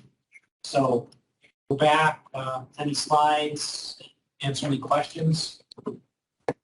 We were gathering questions that we've heard throughout and trying to give you the information. Will this be included in the minutes? Sorry. Yes. Okay. I think you did a wonderful job. I mean, it just is excellent. Good job. And on the money, on all the other aspects, just trying to think about what would the public be interested in knowing? And here's a little cross section, and you have some questions. I think you have a wonderful presentation. Thank you. And thank you to Steeple Financial with the box schedules. I joked with Mr. I wouldn't even know how to borrow $80 million. You know, bring someone in to do it. I got a mortgage. Yeah, it's been to that. Any questions on this particular subject? Good job. Appreciate it. Thank you. Commander Bradshaw? Morning, everyone. Let me start by just thanking you guys for everything that you've done so far. I think you guys coming over to the jail and going by all the rules and stuff there and everything. It's just gone very well, and I thank you guys for taking all the time and work to do. So I appreciate it. So what we're going to show you now, there's been a lot of questions about if there is a new jail, what it might look like, where it's going to be, all kinds of stuff. So we have some very, very preliminary conceptual designs. It's just a rough idea. When you guys were at the sheriff's office, we talked about that it would be just to the west of that building is where we're going to propose if that happens. And this is what it might look like. So I don't know if this is a PDF, so I'm going to have to ask Mr. Maddox to scroll from there. Yeah. Will it click or? It should. Yeah, look at that. All right. Cool. So there's our existing site. If you can see. Top one. Okay, so there's the current jail, current sheriff's office. There's the range parking lot. So this is where we're proposing. And that's the proposal. So that we did a site study and looked at different properties that we owned around that facility. And what we came up with was the best place to put it. We looked at putting it over on the east side, and due to the drainage and the elevation changes there, plus the power lines, the highway, and everything else, it was just it was a bad place to put it. So there's the proposed site with what the proposed building might look like. So you can see that. So if we did a whole Justice Center, then this piece right here would be the sheriff's office. This would be courts. This would all be, these two right here would be multi-level housing. This would be new medical, mental health, everything else. This would be a juvenile area dedicated just to juveniles that are charged as adults. And then we have a release center where, you know, if people are released from jail, then they're told you have to get with your probation officer within 24 hours. But what if we had that probation officer housed in a building where they had to walk through in order to get out? We also had drug and alcohol services, and we had housing and everybody in this community building where when you get released from jail, you had to walk through that. And that's our proposal for that piece right there. So that's sort of what it would look like. A question on this. It is not the 92 million. So 92 million includes everything from that line that way. Gotcha. Yeah. Thank you. Yes, sir. I have a question. Yes, sir. I noticed that in the previous slide, the new facility, did not exactly overlap the existing facility. Is that because we don't want the demolition of the existing property to be factored in cost-wise? Correct. So if we build an entire new facility, we don't have to worry about rehousing anybody at $8 million a year, or $22,000 a day or whatever. We can keep running that current facility while the new one's built, and once it's completed, then we can repurpose that old They facility. make the old one an animal shelter.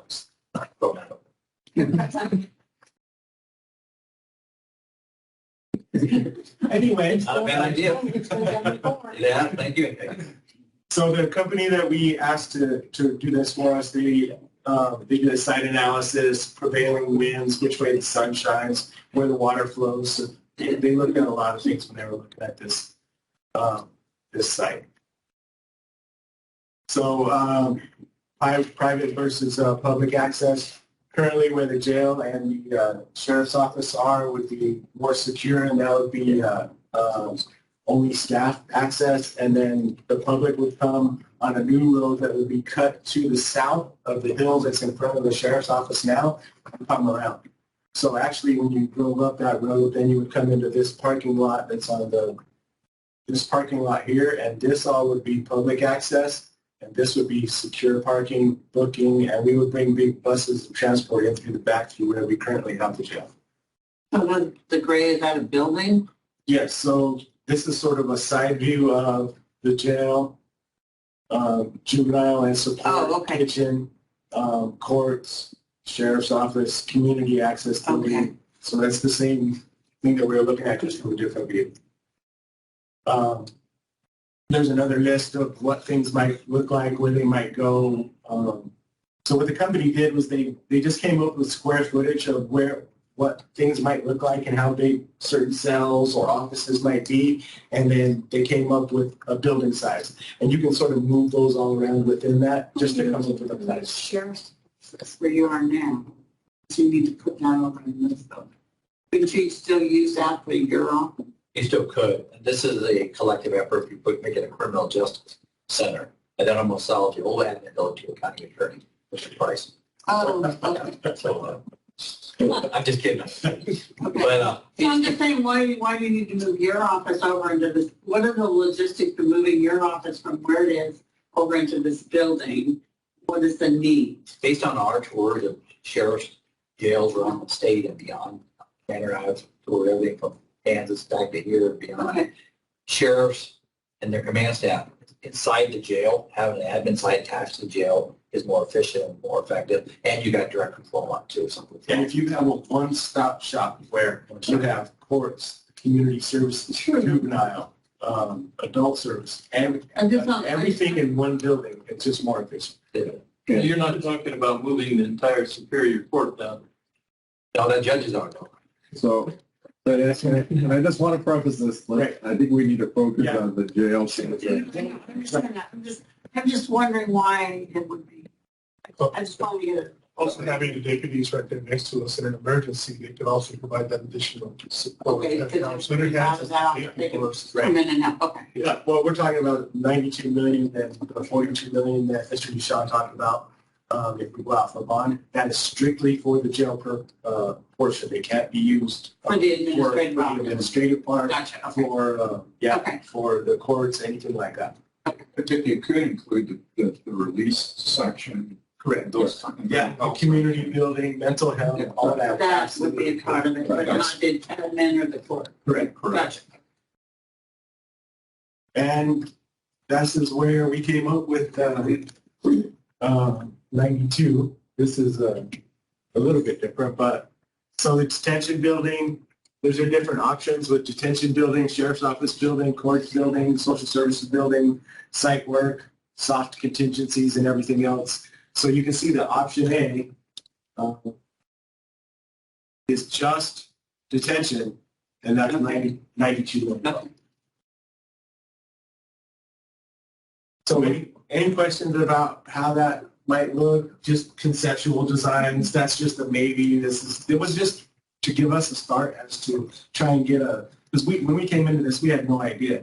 You know, we asked Graham County what they paid for theirs, asked Santa Cruz. Santa Cruz is 10 years old, 5 years old. And then we were in the middle of COVID at construction costs, and we were like, we have no idea what it might cost. So just give us a rough idea, and so we got a starting point of 92 million.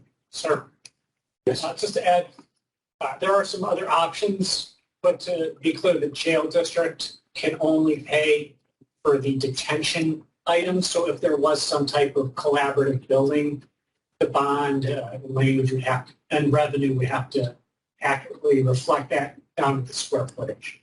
So that, in short, the jail district wouldn't be used to pay for any of those. Release the court building or the covenant. Right.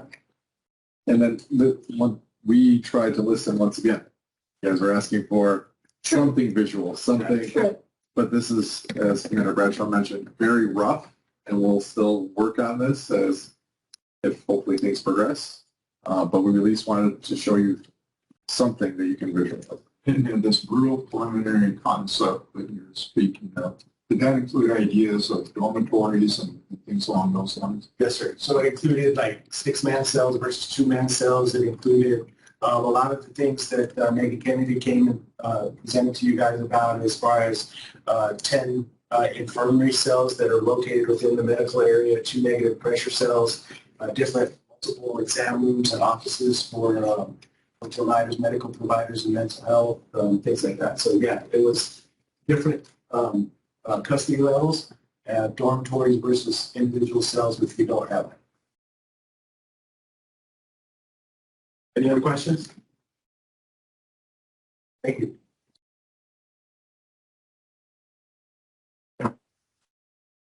We have come to the point of pretty much this is the information that we're going to be presented with. If you wanted to look at other jails, you could do that on your own. We did lose Mr. Peterman. He had to leave, but we still have a quorum. We have 7 people, which is, right out of our quorum.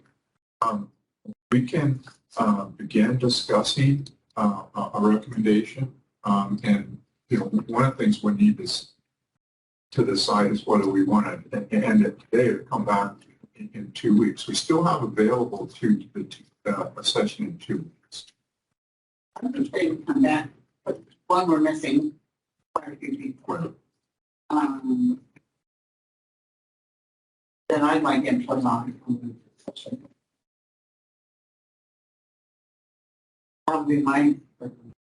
And I don't think Jennifer Lacus is going to be available in 2 weeks. I don't remember when she's coming back. I have to double check. I knew she wasn't going to be here. I was sure. Frank. Yeah, we understood if we come back in 2 weeks, Mr. Antonori, Mr. Piso, and Mr. Sheets likely would be available. I know Mr. Sheets talked about the last. Yeah, Mr. Antonori was last minute and said he couldn't make it, so okay. he can be I here. think And I don't, last week was his Friday off, so that would be.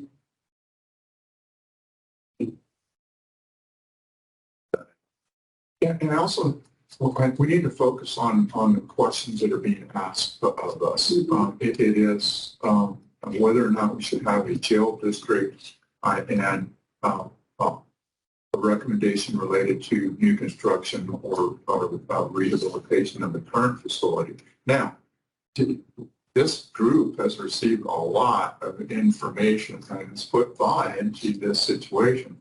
But if it comes to the formation of a jail district, and certainly if we're talking about bonds and sales tax, the Board of Supervisors, I think, would love to hear from you. But it wouldn't be part of this body.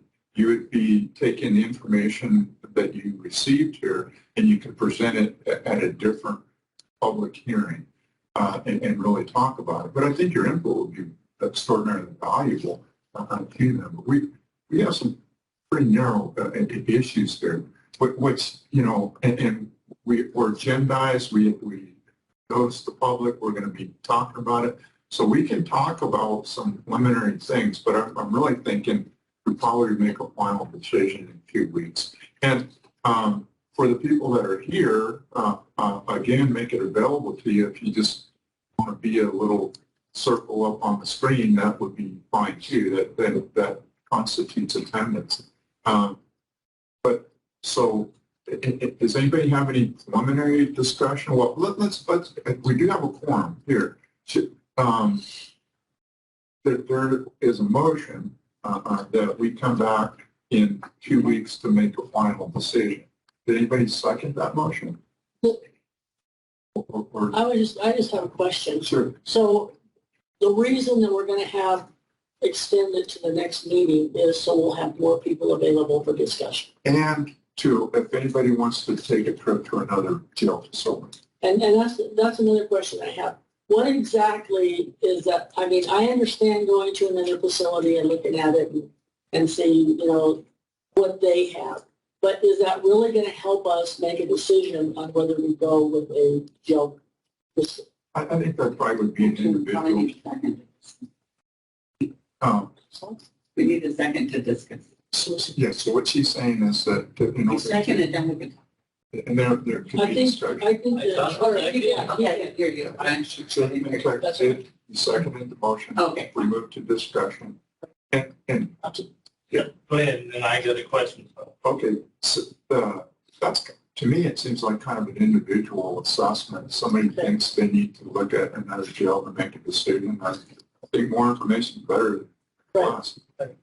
Why don't we just take a straw poll in here, who would vote at this point for the jail district? Or to go to next week. That's the Yeah, this one, discussion right now.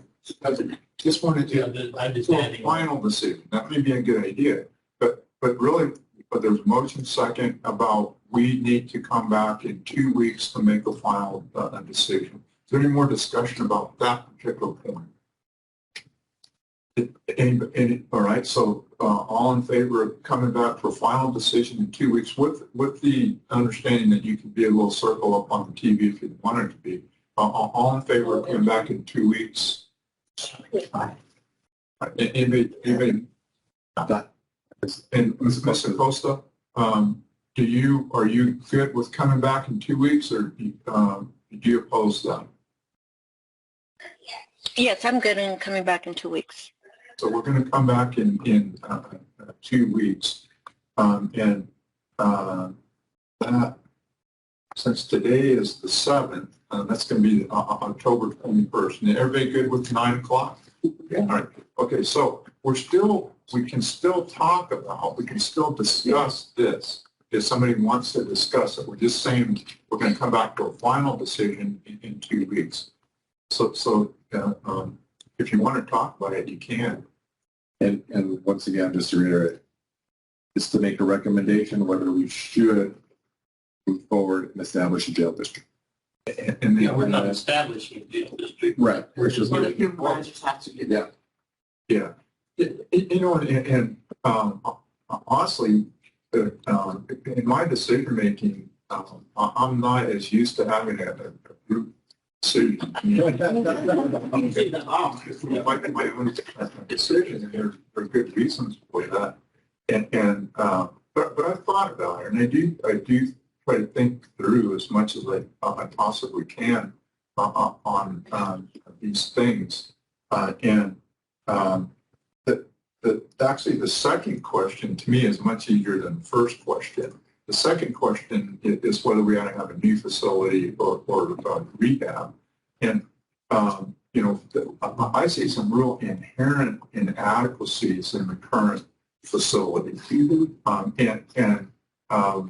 And we've seen the good and we've seen the bad, but there are certain things there that at best, it would not be cost effective to try to address. And at worst, it wouldn't matter how much money you put into it. It's just you're going to live with it. And there are some specific design and structural issues that fall into that category. And I'm sad to say, but there are capacity issues. I wish we had a chart that showed that our utilization of the jail's going down, and in 5 years it's only going to be 60 people in there. That's not. And so, and you can't do that. I mean, there was discussion. Well, let's use the education room and kind of modify that for a dormitory, but then you don't have an education room. And so there's things there that just can't happen. And also I'm concerned with just the life expectancy of that building. Even if you put a ton of money in there, the plumbing's not going to last for another 5 years or so. And there are other parts of that structure that, I mean, we looked at the water seepage, and you know, I've never owned a jail, but I've owned other buildings, and that stuff it's in there and it's working. And it's water can do a tremendous amount of damage, and you don't see it until your wall falls down. So I have some really big concerns with trying to rehab that facility. So that question is easier for me. The other question about the jail district is if we're using a jail district to rehab, it's like, hey, what about that question? I'm real clear we need a new jail facility. And if we're having a new jail facility, I'm all on the bandwagon for having a jail district as the best means to finance that. But if the decision is no new jail facility, then the question about a jail district becomes difficult for me. And so I'm going to put more thought into it. And it's not really, if I have to make a decision today, I'll make a decision. But, you know, I go hiking with my dog.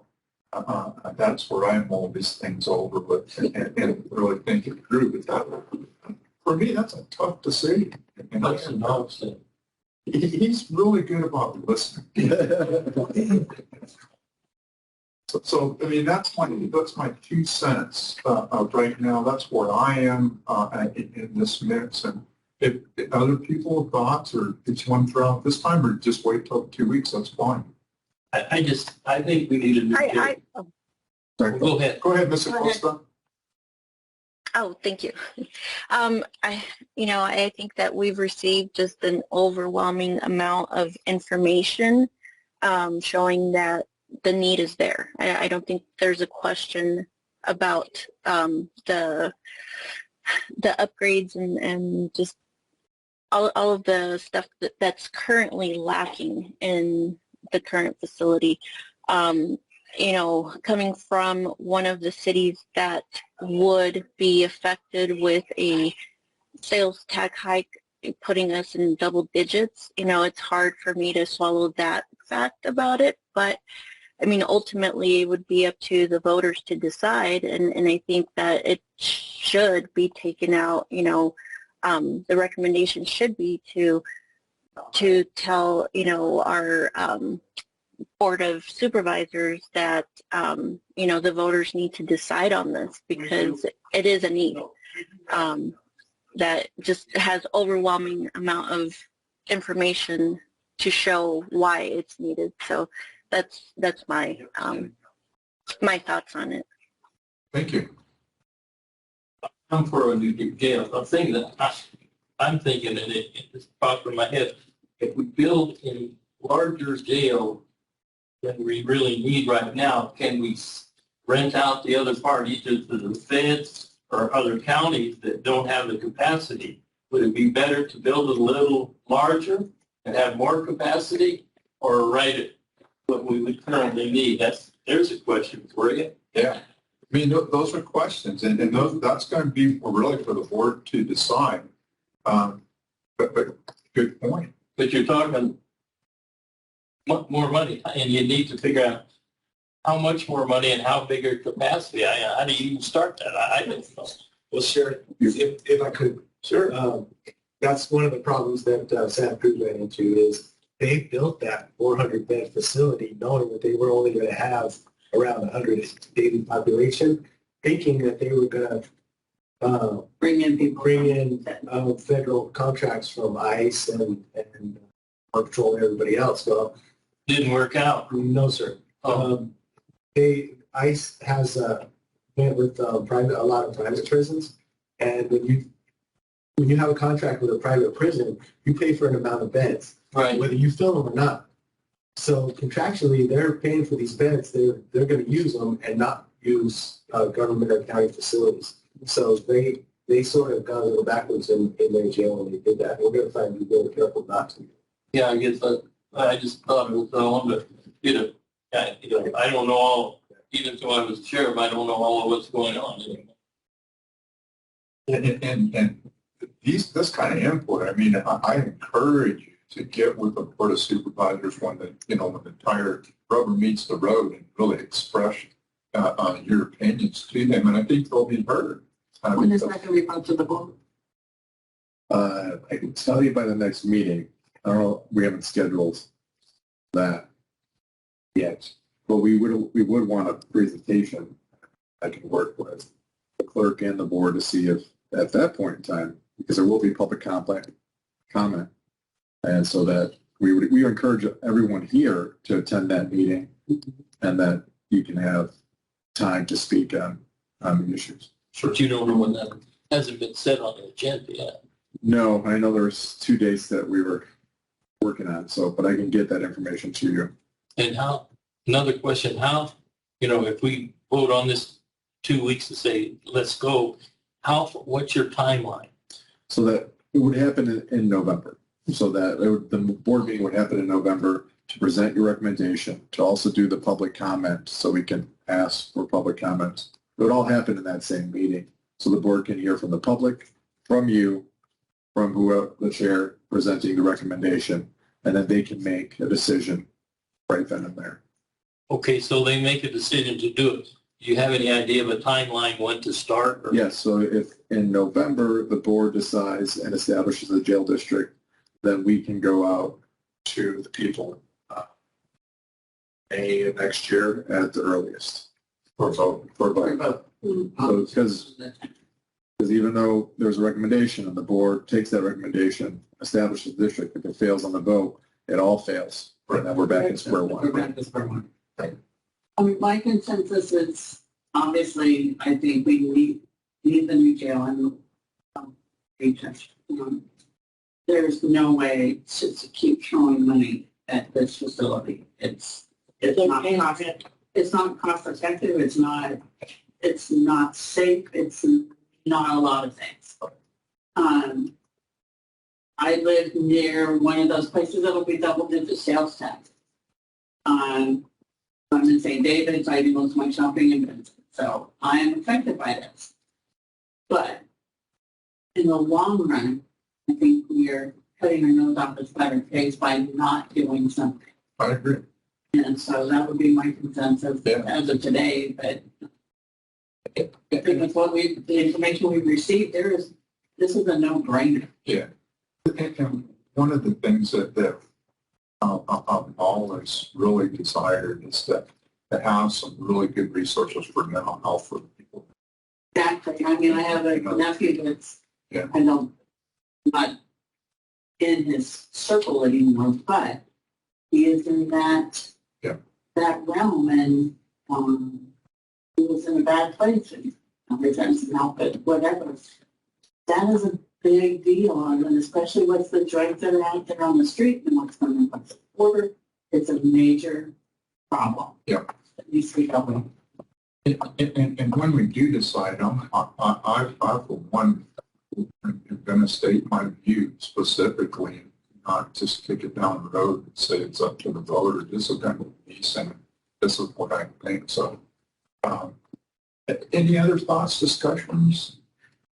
I feel like the survey results at least initially show what the major areas of concern are that the citizens have. With officer safety being right at the top of that list, again, I agree that the new facility would accommodate all the things that need to be taken into consideration to address that, and the mental health and the medical, I think, was the Big thing.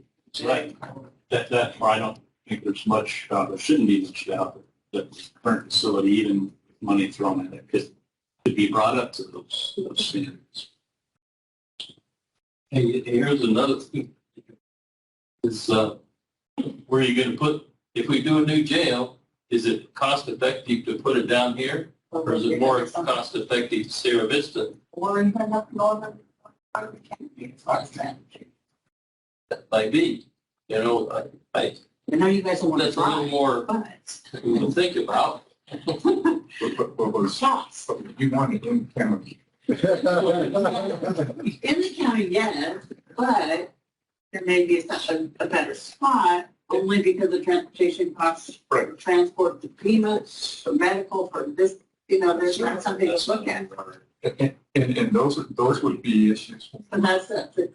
in front of the board. Right. Saying, hey, put it in her backyard, don't put it in or put it in my backyard and not in her backyard. I mean, those are kind of things that you can, I encourage you as a member of the public at that point to do it. Yeah. But they're really looking to us for these specific things. And when we come back in 2 weeks, we should be ready to give an answer. But no fair punting. One question. Based on the slide that we saw, for the proposed new jail, does the county already own the real estate? Yes. Okay, and if we move it to a different place, will that require us purchasing new real estate? Could be state land. Well, it depends. I mean, there is county land in other places. We saw the pie chart. There are other places, so the county owns for various reasons. But yeah, if we wanted to go to the board, we'd say, for goodness sake, don't buy new property and put it on your own property. But there'll be one of our members might say, we'll put it up on the freeway, and somebody else might say, we'll put it in Sierra Vista. But really what they're looking for us is, do we personally believe and do we think the public will support a jail district? And if we get out and help educate, that will make a difference. Well, I mean, I have a forum to educate. There's, we can get the word out to educate the public that this is what's needed. So, I mean, it's not out of the realm of reality. Right. I think all these questions that are being brought up about location. Right, that's up for the board. That's up for the board, but There's something you can look at. we have to do a lot of detailed analysis still to get there, right? Just like with the building of the building. There still has to be a lot more detailed analysis done to come up with the final product. We can't do that till we have. Until we have here. We always want to be responsible with the money, right? All right, see this.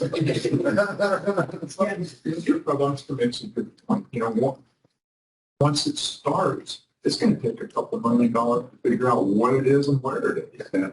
And that this is a real preliminary, and we're not even new to the number, we're not all new to your plan. These are just ideas at this point, and it's going to take a chunk of money to really put it in on paper, so that's what we're doing. Rest assured, it won't be me going, I like this location. I don't know anything about land, building, or anything. Any other discussion for today? No. Again, I'll offer, if you want to be a circle on the screen, feel free to do that. The folks that are here are you've made all the meetings where the information was presented, so I'll make that offer to you. Any other discussion about anything related to the committee? And our tradition so far has been a motion and second. There's a motion to go through second. Second. All in favor? Aye. You've been in trouble if you voted against.